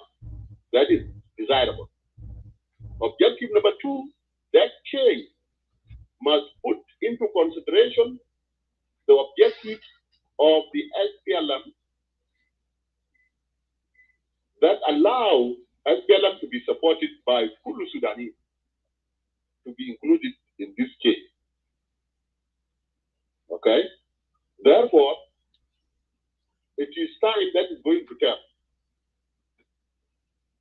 But in principle, I'm sure you people will say, okay, that is a good thing. We have been here for 20 years and we have not seen something that we can jump up and clap our hands. We have seen a country which is good, but we did not see al-Muatanin, al-Wadu, kullu, everything. To the SPLA to fight the war, who become a Masakin, they are still dying without hospital. They are still traveling in bad roads, even worse than the old Sudan. And children are still sitting under the trees in a country that is producing oil. So it is our role as media analysts to remind the leaders that what you are doing is good, but it must include 1, 2, 3. And time will tell. If it is the same status quo, mark my word, things will not work out. And people are capable of impacting change. But if it is a desirable change, then people will take those people who are making change to accept them. We will root for them, we will support them, okay? And time will tell, because we don't have full information about all the points that I raised. In terms of IO, it is not the first time this confusion happened in IO. It happened during Taban, and it turns out that it is a storm in a teacup. Okay, the change of which Taban came as the chairman of IO did not work out, and Taban ended up again back in IG, and Riek came back to IO. So now, with these new changes that's happening in IO, I'm sure it will make people caution the changes. But in terms of practicality, since Riek is in detention and the deputy is outside the country or is on rent, he cannot face the IG face to face and negotiate. Then it will make sense for somebody within Juba to have courage and sit on the table with the idea at least to save the situation. But that person, Yukun Munu, that is the question that I cannot answer. But in terms of the practicalities of having somebody that can say to President Kiir, yeah, Kiir, don't shoot, yeah, the cantonment without IO fi market. Can you please give me a chance? Let's sit and talk. I think that is a good thing. That kind of talk will save lives. Okay? Because in a state of SSPDF attacking Mr. and cantonment without IO, then I'm sure if there is somebody that is contacting President Kiir or authorities or SSPDF and say, don't, can you give me a chance? Let's come and sit and talk. I'm sure that kind of move will spare few days or will spare life. الممكن ناس يموت فوق. فأنا بشوف إنه يعني the emergence of somebody like Par in Juba is a necessity. But I cannot say, is Par the right person? I don't know. But if somebody from IO say, okay, we don't need that, we just need situation to stay as it is. Riek is in detention and nobody negotiating Riek, nobody seeing Riek.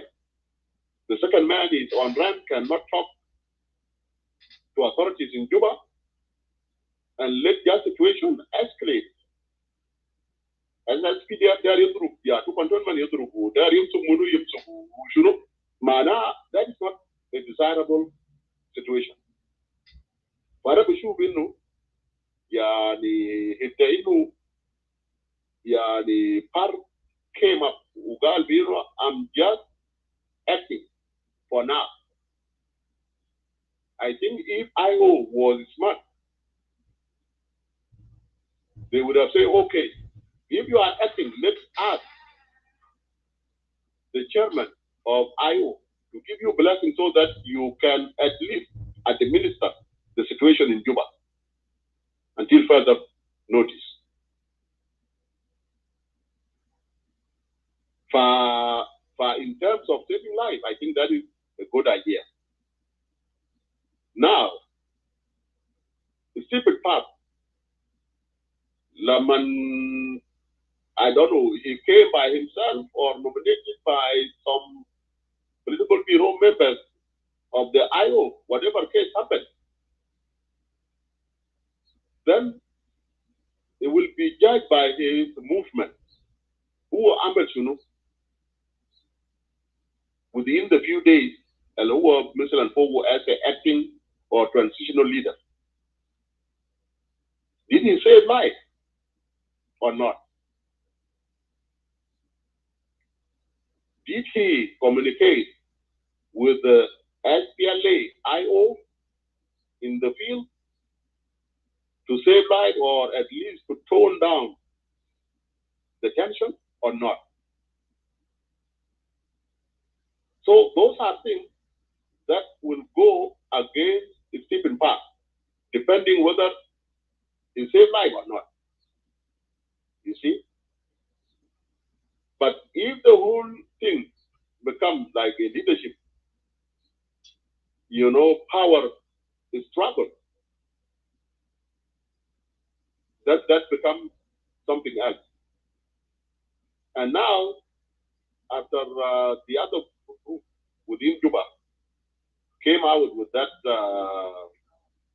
letter, now the whole issue seems to be a power struggle that is developing, you know, within the IO. Therefore, it will be very difficult now to judge, you know, whether that thing is going to be for the benefit of who. Is it going to be for the benefit of Par or benefit of Riek in detention, or benefit of the second second man in leadership, which is the deputy of Riek, that is on the run? And then the question is, who is going to facilitate the board with IO and list ID in the controlment? Those are legitimate questions that Junubi has to raise. List board with IO in controlment. Even Stephen Par is not allowed to negotiate with IG or SSBC to decide the fate, but are not the list of the controlment. Then the question is, what is going to happen to them? It's one of two. Either they join the SSBC, or they will rebel, or they will be killed. Good morning, So, anyway, that situation would have been nice if there is IO person that has inside information to help the listeners on how things are evolving on the side of IO. Okay? But on the side of IG, I think there are a lot of questions without answers. But also, the time will tell whether the changes that happen are for the benefit of the Shaba Junubi, or they are for the benefit of the leadership. So I will stop here, Comrade Majid and Major and Diwal. I yell back my mind. Thank you. Thank you so much, Uncle Gorun. You have narrated, analyzing all those to this topic. I have a video that I want to play. This video is about the interview that Stephen Par was interviewed today by SSBC News. Let me see if I can play the video. Oh, okay. So let me see if I can remove. Okay, here you go. Let me see if we can hear this. Moment, just on SSBC television.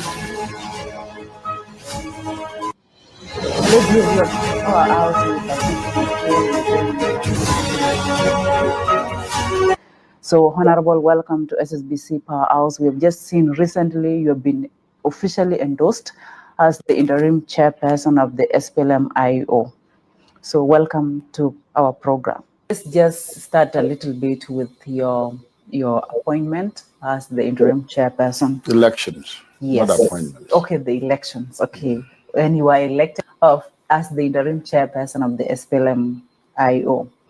After the results were announced, we have seen so many letters coming in from the state chairperson of the Splm-Io rejecting elections. Actually, I was not elected alone. It was prompted by the crisis that I just mentioned, because the leadership crumbles. Our chairman could not exercise the leadership's functions, and the top leadership, including the Secretary General, were not here. So we held an emergency consultative meeting, and we consulted our constitution as what we can do, and we found out that within our constitutional structures, you have NLC, which is the second largest organ of the party, which sit between session, and always in conjunction with the political bureau. So we held the consultative meetings that elected the top leadership, the interim chair, the interim secretary general, and the interim deputy chair. So that's what happened. on the 9th. You are saying you did an emergency consultative meetings. Yes, where you were elected as the interim chairperson. Right. In that meeting, we have seen the National Minister of Interior, Angelina, was in the country. The Minister of Mining was also in the country, and your SG as a party was also. No. The SG was not in the country. Okay, the two ministers were there, but those top leadership or these ministers were not. They boycotted the election. No. They did not tell you that. They boycotted. I don't know where you got this. No. Here is what happened. Well, boycott is stronger. If you are around in the country and you don't attend.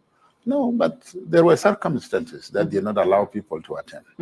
Take Madame Angelina, for example. You know, she stayed within the same premise where her dear husband is detained, and she was constrained by the security environment of the house. And we talked to her.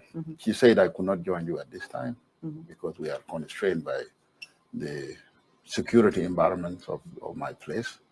We contacted Honorable Abuja. He was sick at that time. We tried to reach out to Peter Marsala. We could not get hold of him, and you know this is an emergency situation. So we went ahead with other prominent leaders, members of political bureau like myself, Lasuba Wangu, the Minister of Federal Affairs, the Honorable Deng Deng, who is also the Speaker of the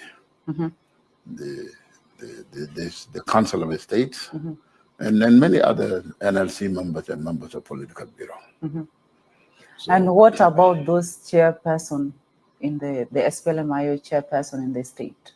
Well, some chairperson in the state rejected what we did, but some have also. You might have seen them from Northern Bargazal. We had Upper Nile with us. We had Central Equatoria with us. You have seen them. You go to the headquarters now. They are there. They are with us. Jonglei rejected the process. Eastern Equatoria. Yeah.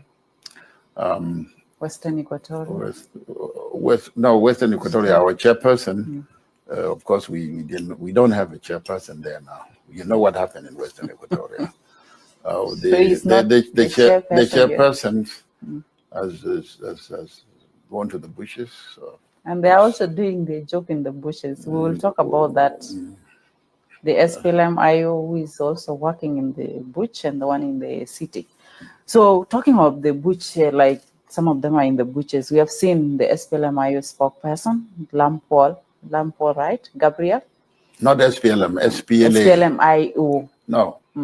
There is a difference between SPLA-IO and the SPLM. What's the difference? This is a political wing and the other one is so the IO we are talking. You're talking about Lampol, right?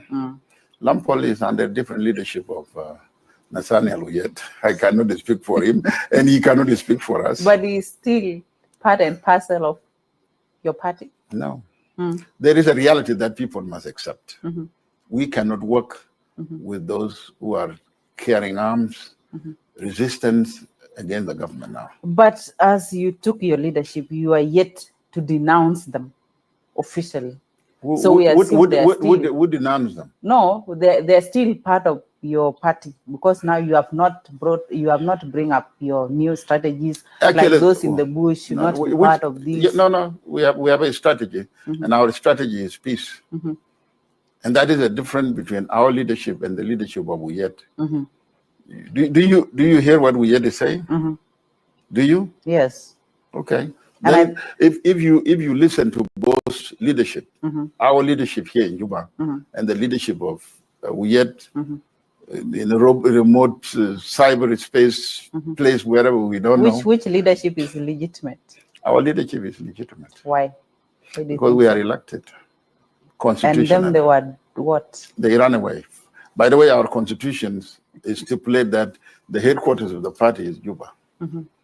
You cannot. But according to your constitution, you're supposed to have a military wing for you to be a leader, or what does your constitution say? Well, here is what happened in 2018. We transformed the struggle into political struggle, and we moved to Juba. The process of unification of forces is the only legitimate process. There is nothing like going back to arms. Okay, now you have just said that the SPLM in the bush, the one on social media, the one in detention, and the one that is operating. I don't know anything that, I don't know any wing that is in the social media, because we are all in the social media. We are seeing on social media so many things that they're discussing. So how do you intend to build internal unity within SPLM now that you are the interim chairperson? How do you intend to build that internal unity within the SPLM-Io? It is being built. You visit our headquarters here in Juba. So how are you doing it? We are very united now. Explain how. The one outside and you inside, we still call you people as SPLM-Io at the end of the day, whether they're in the bush or not, because they are still part of that. No.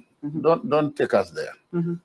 People must accept the reality that now there is one leadership of the SPLM-Io here in Juba, legitimate, recognized by all the parties, other parties to the peace process. That is the legitimate leadership. Have you fired those ones that are outside? They are being replaced. When?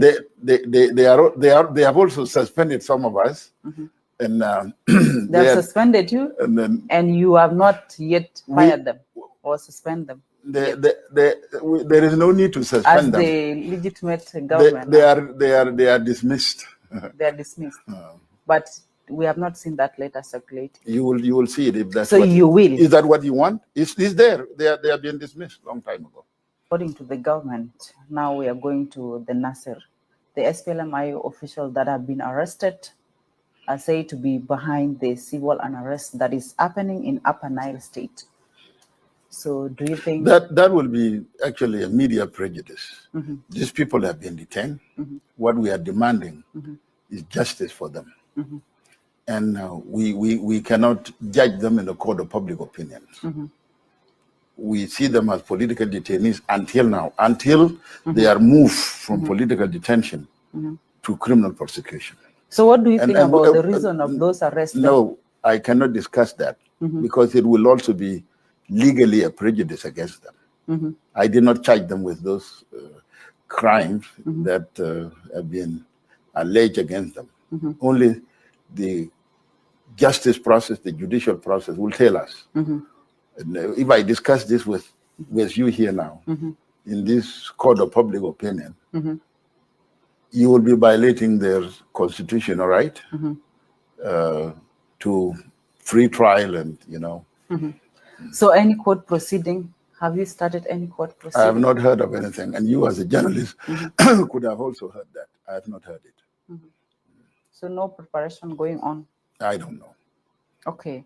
So now I don't handle that. Yeah, but you are now the interim chairperson. So any step that is taking place, you should be informed. I have not been informed. Okay. So what step have the SPLM-Io taken in filling the vacant position in the various government institutions? Like we have seen, the Ministry of Petroleum is still vacant. Actually, what and Western Equatorial State. Actually, what we are doing, it's not about position in the government now. It's about what we are doing now is internal reorganization of the party.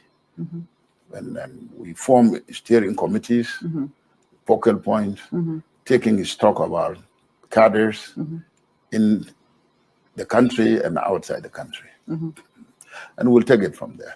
We are still doing that. So you are still... We have not yet deployed our cadres to the government institutions. So you are still working internally? We are working internally. That means you are still building that piece that is staying away from... Our internal unity, our internal structures, the functioning of our internal structures is paramount. So how long will this position remain vacant? As long as we are doing this. This is a process. Is it not affecting you as a party? in terms of delivery? It is a challenge, not only to us, by the way, in the government, we are not a party So there. why are you delaying in the government, the services to the citizen by delaying are the we appointment delaying it? of the, yes. No. If you are not appointing those who are supposed to that is deliver also the services. prejudice. I'm telling you that the crisis has disturbed our structures. So for us to deploy our cadres to the government institution, we must first and foremost organize ourselves. You know, we are not delaying it. There's nothing like delaying it intentionally. You must also understand the objective situation in the country. The conditions for so many things are not there. So many things are not there, such as what? Security situation in the country, you know this. And then the political and security situation has actually affected my party more than any other party. And that is why you have those of us in the bushes, some of us in jail, but those who are some of us in hiding. But those who are in Juba, they are now moving freely. Like you, when you came, you are very okay. Yes. So what security situation? What I mean, let's just go back to the crisis that has actually crumbled our leadership. Okay? You have also mentioned the reaction from the state, you know, and all this kind of thing. Many of our leaders have run away. They are not here in the country, from the state and also at the national level. That projects, that internal projects of reorganization, taking stocks of our cadres and our leaders, is paramount to us. So what? Because we must be an organic organization for us even to deliver in the government. So what triggered them to leave the country? Security crisis. Why didn't you leave? Myself, I decided to stay the course. Why? Because that's the right thing to do. And you will agree with me. If I run away, you will have nobody to dialogue with. If you say that was the right thing to do, that means the security is okay. Even for them, they did not make the right choice then by leaving the country. I think many of them, yes, I agree with you. There is insecurity, and yet you people are here. And I agree with you 100%. And this is where we disagree with those of Oyet who have run away from here and accusing us of so many things. People should not run away. This is a national capital, and our policy, our internal policy as a party, even in instructions from our chairman was to stay the course here. We came to Juba to live here or die here. Those who have run away must be maybe guilty conscious or anything else. What is the future of SPLM-Io in your hands as the interim chairperson? It is our future is very bright. Right. We are reorganizing ourselves, and the party is being rejuvenated. If you go to the headquarters now in Tongping, you will see how vibrant now is the party, and that's the most important thing to us. Does that reorganization or organizing your party, does it also affect the state? Are they part of it? Oh, yes. The state's organs are a replica of the national structure. So those chairperson who rejected your leadership, are they also part of this reorganization? We still recognize them as members. And they are now recognizing you as interim chairperson? They don't have to. They don't have to, but we are a democratic political party. So how will you operate? What? How will you operate with the state if they don't recognize your leadership? Well, those individuals do not own the state structures. So them? It's not necessarily replace them. Listen to me. This party is a democratic party. The fact that somebody rejects my election, for example, does not disqualify you to be a member. And very soon we will move to the state to actually reorganize them If they want to be part of the leadership and they are elected there, they will also continue. So the fact that you don't want Stephen Par Kuol to be the chairperson of the interim chairperson of the party does not disqualify you to be how are you a going member. to convince them that you are not what they think? That is what leadership is all about, is to convince people. Democratic politics is persuasive. I will continue to persuade them. That what I'm doing is the right thing. So what kind of party do you think the SPLM-Io should be for the people of South Sudan? If you read our manifesto, our constitutions, and all other governing documents, we have a vision for a federal democratic Republic of South Sudan. Our vision is to establish a state that accords every citizen of South Sudan political right, socio-economic right.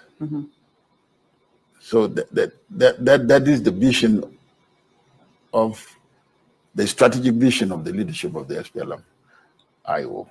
We will pursue this, and that is what guides us. And you are saying that vision under your leadership will be something that will be... It will flourish. Because the same vision you've been having, right? All along. Yes. And still there has been up and downs.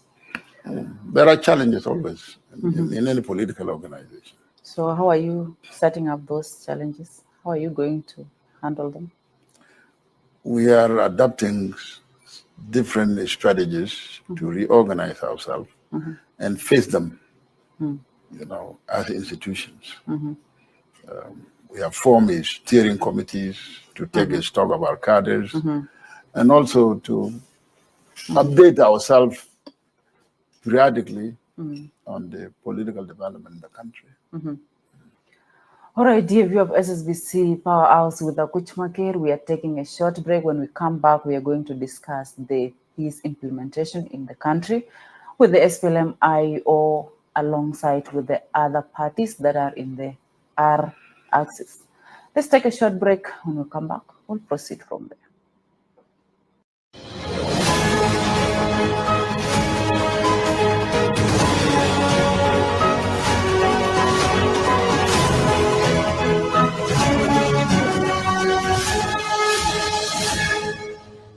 Welcome to Powerhouse with Akot Makir, your weekly engagement into the heart of the nation's political and economic pulsation. Live every Tuesday at 7 p.m. on SSBC television. This is Powerhouse, where realization meets empowerment, just on SSBC television. Hello, dear viewer of SSBC. Welcome back from that short break. With me in the studio is Honorable Stephen Par Kuol, the interim chairperson of the SPLM-Io, to discuss way forward strategies that the SPLM-Io is developing towards the peace implementation in the country and their internal unity as a party. So, Honorable, before we took a short break, we have talked about what you are going to do to ensure that the SPLM-Io party is the party that the country should see as a good party, considering what has been going on in those years back. So you are saying you are reorganizing yourself as a party. And with what we are seeing, do you think we are going back to the 2016 crisis? Not really, and nobody envisioned that. The people of South Sudan cannot afford another political violence. They are already suffering. They are demanding peace. And we have made public pronouncements, not only by the leadership of the ITGON and the SPLM-Io, but by our leadership of the SPLM-Io, that we will not take the people of South Sudan back to war. Okay, we've been hearing that statement from His Excellency, the President of the Republic of South Sudan, President Kiir, that the country should not go back to war. But we have never heard that from your chairperson. No. Publicly. No. You. And again, when you say with the current situation that is happening, like the one for Upper Nile State, what with your new strategies, what are you doing? You might have missed it. Our chairman made countless pronouncements for peace, and that's why we came here to Juba, leaving our forces behind in 2019, 20. And you are also running away. Well, this running away is not the policy. Whatever. Because if you're not guilty, you're not supposed to run away. Like the way you are saying it. I believe so. By the way, for your information, I was also detained myself. Okay. Yes. And so I did not run away, because running away can mean a lot of things. There are people released before you are detained and released. Yeah. Not only me. There are other people. Innocent. There are people who have been detained and released also. Let us come back to the tracks. Peace is our political agenda as a party. Our chairman made countless pronouncements, and we made it practical by coming to Juba to implement the agreement. Now I'm publicly I'm making it now, here now in your studio, that peace is our internal political policy as a party called SPLM-Io. So are there any discussion between the government and SPLM-Io to resolve the current political instability in the country? We have initiated that. And we have just been endorsed by the parties in the high-level committee as a party. We have been recognized as a peace partner by all these organizations. The organization that are in the ARCAS and also in the RTGONO, because RTGONO was established by the RRCs. All the signatories to the RRCs participating in the government actually make up this high-level committee. So we are in dialogue with all the parties in the government, and there is a consensus that we will move on with the peace process and ensure that peace is implemented. The ongoing war in Upper Nile State. Well, we have been demanding as a party, and now I'm speaking as SPLM-Io leader, we have been demanding ceasefire, not only in Upper Nile, but all over the country. Because you cannot dialogue while fighting. The cessation of hostilities, the permanent ceasefire should be maintained. And that is what we have been demanding all along. It doesn't mean that it will scale us back to war. The incidents have been happening all over the country since 2020. I've been serving the institution called NTC as Secretary General, responsible for the implementation of transitional security arrangement. There were so many incidents here and there, but as parties in the government, we work together to ensure that we don't relapse back to war. So you are making sure that people don't go back to war. By the way, our mandate as RTGONO is peace implementation, because we are a government of peace agreement. If we fail to maintain peace in the country, it means we are not actually discharging our functions as a government. Most of the citizens, or some of the citizens, say that the SPLM-Io has not been faithful in implementing the peace agreement. So how do you respond to those allegations? That is actually... They're saying all this delays because of your party. It is unfounded. You cannot prove that. But they are saying it.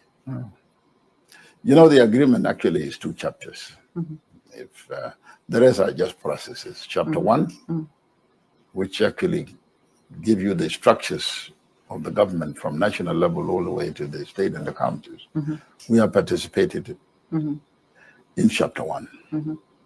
In Chapter 2, the transitional security arrangement, you know that it started with the cantonments and the trainings and the unification of force and deployment. We also participated in those processes. So I don't know where these So come what is delaying then that unification? What is delaying the unification of the forces? There were so many factors, including the lack of resources and other issues, the logistical issues, and a lot of things are not happening in the country now. It's not only unification of forces. We are in economic crisis, you know that. And so we have political and socio-economic issues. Unification of forces is a very huge project. And the way it is written in the agreement here, it is a huge operation that is start with assembling of forces, controlment of forces, unification of forces, training of forces, deployment of forces. We complete phase 1. We were supposed to embark on phase 2. Then the Nasir crisis occurred, and that also disorganized us again. And that is why it is important for the Splm-Io and all these other parties to refocus back to the peace process. And for us, as a party, we have to reorganize ourselves. And the essence of even electing a new leadership is for us to have a functioning leadership that engage the region, the international community, the national political parties that are participating with us in the government. Without this leadership being established, we will not be participating in all of these activities. And that will be detrimental to the peace process in the country. So what triggered the conflict in Nasir and Wulang counties? You mean the nature of the crisis? It was actually a clash between the National Army, the SSBC, and the community-based White Army, just like what happened in Walbet, in Baragazal, so many times. Even in Lake State, there used to be a confrontation between the community-based armed militias. We call them anything. You call them Galweng, you call them Tidweng, you call them, Manyumaji in Eastern Equatoria, you call them White Army in the New Land, you call them Abuchok, you call them anything. They are there. They're also associated to be Splm-Io. Well, that is also another prejudice. The Upper Nile area is a political constituency of Io, and we have very strong presence there within the communities. But it doesn't mean that we are the communities. We are a political... So did you reach out to their leaders? Military organization. We have been trying. So what is the feedback? Why is it the war is taking long to stop? Well, the culture of war in the country that I'm telling you, it has been challenged not only to the SPLM, SPLA-IO, by the way. Even the national government have challenges all over the country, security challenges, because our communities are heavily armed. You have seen what happened in Walbet is almost like what happened in Nasir, where the national army was overpowered by these human waves of the White Army. It's like what happened in Walbet. The human waves of the Gilwen, or whatever you call them, also disarm the government. It is a challenge not only to the SPLM, SPLA-IO, it is a national crisis. It is a national security crisis that our communities are heavily armed to the teeth against themselves and sometimes against the national government. It is a challenge that all the parties must face. But if you look at it, at the ongoing conflict, it's more evident a mere community and a army conflict. It's a bit... What is that again? Can you... The nature of this conflict, it has been prolonged. Yes, prolonged. And it is going even worse. And you are saying these are community people that are like you calling them. That's the reality. They are in every community, not only in your community. But this one is a bit tough. Which one? Which is this tough? kind of conflict. Which one? This one for White Army. In the Upper Nile? Yes. No. What you see in Upper Nile is just a tip of the icebergs. It can happen anywhere, like it happened in Barghazal so many times. And it can't be controlled. It is uncontrollable, because if you look at what happened in Walbet, actually the leadership of the army, the Army operation officer, and most of the senior officers were killed. Just the same way. Uncontrollable. So what should be done to them? What should be done, and this is what we have been recommending. Let us unify the forces. Let us have a unified national army. But you've just said let me finish what I'm saying. It is a tall order of business. Have an organic national army first and foremost. Then embark on the dialogue with our communities. And it is actually incumbent upon the national government to ensure that there is a public security in the countryside. You do that by building institutions, public security institutions, the national army, the police, and the national security. The capacity of our institutions has been affected by all these conflicts. And the reason why we always relapse back to war is because we don't have competent national security sector. And if we don't face that honestly as a nation, then even the viability of our states is in tatter. So you're saying the permanent solution is the unification of the forces. Unification of forces. And yet you have just confirmed that for the government to unify forces, there has to be a resource available. Yes. And you are saying there are no resources, the economic crisis of the country. There are no resources for anything. There are no enough resources for anything now in the country. So how will the unification take place? Even for the delivery of social services. So how will the unification take place? It will take place because... So the war will be ongoing until the unification is completed? No. Don't confuse the unification with war. What is happening? Because this is the solution you are giving us. There are two things you are confusing. The public security in the country, which actually involves the community-based armies. This is a different crisis. The main things that you need to do, you need political stability in the country so that we embark on other programs like community disarmament. I personally don't believe in physical, forceful disarmament of the communities. But if you create an environment of dialogue with them under a politically stable state with one army, I think there is a light at the end of the tunnel. You are the Minister of Peace Building in the country. Rightfully so. So do you think you have been actually playing your role well as in this ongoing or in South Sudan conflict? Yes, I did. Tell us. I was part of the people who negotiated the peace agreements, not only once, but twice, 2014, 2016, 2017, 2018, when it was signed as an agreement. I'm still here now as the National Minister of Peace Building and also Secretary General of the NTC. So what does your job? I've been available to do whatever I think is the right thing to do. The challenges that I have mentioned are actually the national challenges that need to be tackled. Not by a minister, but by the entire government of the Republic of South Sudan. So what does your docket say about the peace in the country?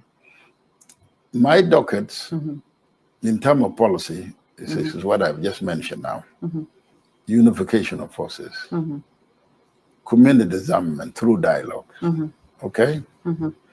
And inter-community and intra-community dialogue for reconciliation and healing. That is the strategic framework of our policy. And it is there. It just needs an environment for implementation. Did you by any chance form these peace committees that, Oh, yes. that should advocate for peace in the state and in the country at large? In fact, the government, as I mentioned, is a government of peace agreement. So we have peace institutions. Adequately and competently established from here. You have a Ministry of Peace Building. You also have the state ministries of peace building in all of the 10 states, and also in the 3 administrative areas. Are they doing their roles? They are doing their roles. You know, you might have missed this. We had so many workshops here in Juba, and also peace conferences. Recently, we went to WOW to mediate between the Teach and the more communities. We have done it for Lownwer and the Murle. We have done it for Mundari and Baris. We have done it with so many of our communities. So we have been engaging them. We have peace committees at the county level, even at the level of the county government. We have a director for peace building there, and we have the state's Peace and Reconciliation Commission. Here also at the national level, you have a peace commission. So the infrastructure of peace building, the institutional infrastructure has been established. Are those really not just post holders? I will not say so. They are doing their work within. Because even with the ongoing, we have not seen any letter from the Minister of Peace. For what? Condemning what is happening in those states. As a government. Here is what we are doing as a government. No, condemning the ongoing conflict. Where? In those states that are having issues now. Are you talking to me as a Minister of Peace Building? Yes. We don't condemn them. We work out solution to resolve them. Because condemning them will not resolve the problem. For example, we have just held a very successful meeting in WOW for the 2 communities of Twitch and Ngok. And they have come up with very strong resolution that they will implement. Is that not the best way to do it? Yeah. Instead of condemning? That's what we are doing. So are they developing some for the Upper Nile? Yes, we are doing the same thing in Upper Nile. Okay. So as now the interim chairperson, what is the way forwards in the implementation of the RXs? Where are you picking it from?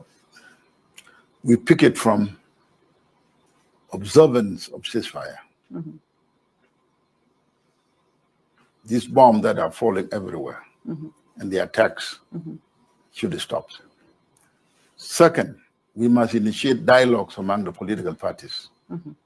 And third, we must also initiate dialogue with our community and facilitate dialogue also among the communities.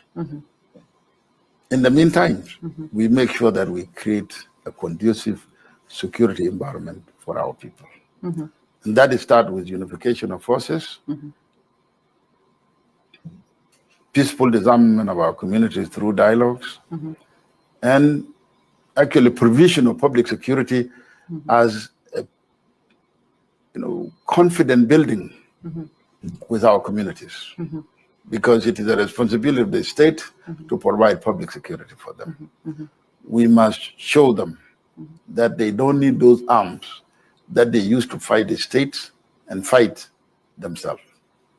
You say it's a responsibility of the state, and that is why the government has SSPDF in the state, right? Protect the citizens in those states. And now the same citizens are the ones attacking the security that is protecting them. So how will it be possible even to disarm the citizen, the civilian? It is possible. We did it before. What you need to do, it is a contract. If I take your weapon away from you, you must be protected. Give me your weapon, I'll protect you. You will not give it to me if I don't talk to you. If I just come now and disarm you, I'm an enemy. Okay? And that's where we got it wrong as a government in so many places. I believe if there is today a capacity to disarm our community through dialogues, and I mean a blanket disarmament of our communities, not disarming one community, leaving the other community vulnerable to their neighbors. It is doable. It will be done one day.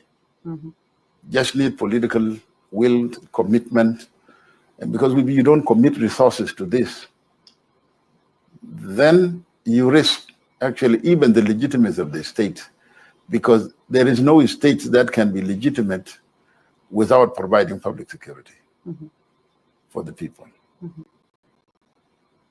It is a task.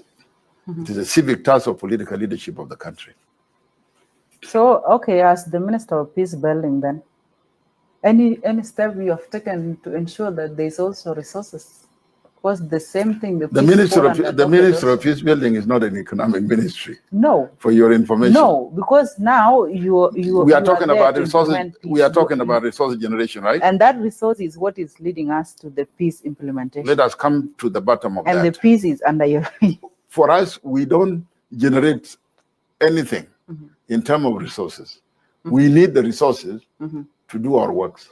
But you can as well seek also for other avenue to generate if you really want this thing to be implemented as the Minister of Peace. Generating resosources? Yes, you can we have been working with our, we have been doing fundraising with our partners.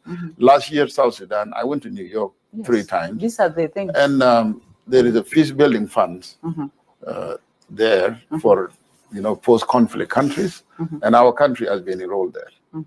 We have not yet graduated from this. We are getting limited resources that are managed under the UNDP for peace dialogue and all this. That's all we can do. But it should not be only that. The national government should also generate resources from the economic ministries. That's what I mean. Yes, they are the main. The allocation, there is a budgetary allocation. Always by the Minister of Finance, but we have difficulties in any case financing our budget. You know the deficit that we have suffered from. Okay, as a Minister of Peace Building, the rightful one, the way you are putting it. Yes. So what message can you tell to the citizen, to the people of South Sudan? I will tell my people of South Sudan, don't despair. All the countries in the world have gone through conflicts. Conflict is a part of human life. What you need to do, let us work for reconciliation at all levels, at political level, communal level, and even at personal level. Between peace starts, peace is mindset. It is in the mind. So it starts with the parties within the not only parties. It also starts with individual like you. If you don't have peace of mind, you are building blocks of that peace building that we are talking about. You are one of the blocks, and it starts with you. It starts with 2 people. It goes to the to 5 people, 10 people, to parties, to communities, to sections. Everybody must participate in the peace building process. So what can you tell this Splm-Io in the bushes, the one that are outside, and the one in the country, as now the official interim chairperson? Let me start with our people in the bushes here, whether they are in Equatoria, in Upper Nile. Let them come home. What I mean, to towns. For those in diaspora, let them come home. We will not resolve this conflict in the social media, the way I have seen it.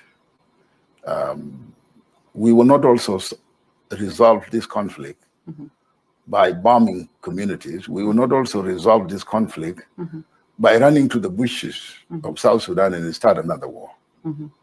That will be my message to them. The country needs peace. It needs dialogue with cool minds. We must liberate ourselves from this culture of war. So those who are talking in the bush or wherever they are should come and talk in the country. Yes, they are in the country. So they just need to come. Somebody like Oyet is in the country? I don't know.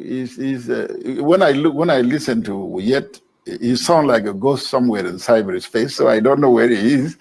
But what I'm saying is, it will not be solved in the cyberspace. So it will not also be resolved in the bushes of South Sudan. At the end of the day, we will end up in one of the capitals of the world or of the region, or even here in Juba to dialogues. So people must not waste time. We must initiate dialogue, like we are doing here. The interim leadership of the Splm-Io here in Juba is for peace at all costs, because our arses, as we have resolved in our documentation, is the only path to peace. Dear view of SSBC Power Hours with Akuchmaker, that was Honorable Stephen Par Kuol discussing the implementation of the peace agreement as he has just taken the office as the interim chairperson of the Splm-Io, and is calling out to all the South Sudanese, the Splm-Io people who are outside the country, come back to the country. He has confirmed this security. So that's it. That's what we have for you. On behalf of the team, I am Akuchmaker, and thank you for tuning in to SSBC. Thank you so much. Thank you so much, Akuchmaker, for the wonderful interview. That is Akuchmaker from SSBC. That's what a great interview. Thank you. I appreciate that. That's a wonderful interview. So I will give you guys, I'm really tired. It's getting to that time. So I have 13 minutes so I can close down this video. And then for those of you watching in Facebook and YouTube, you can join us in Clubhouse. Before I close it, I have 13 minutes left. So these 13 minutes, let me go back to Clubhouse. Uncle Gordon and Majuk, what do you guys think? And also Todd and Peter. So what do you guys think regarding about the interview that done by Akuchmaker with the interim chairman of SPLM-Io? So that was Stephen Park? That was being interviewed? Yeah, that's Stephen Park, yeah. Oh, thank you.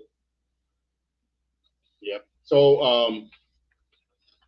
Uncle Gordon. Okay, so Tontad, you can go ahead with your, what do you think?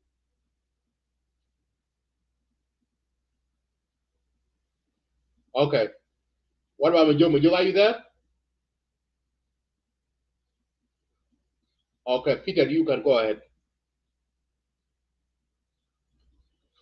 Okay, guys. So thank you for watching the live. For those of you who are in Facebook, so that this just come to conclusion. Join us in Clubhouse for more discussion regarding about this topic. I will continue to analyze the topic. So thank you so much for watching. Also, we continue to this political thing going on in our country. We hope the political leader will find their way out of this. So thank you. Have a wonderful night, guys. See you guys next time. Peace out. Bye for now. Join us in Clubhouse.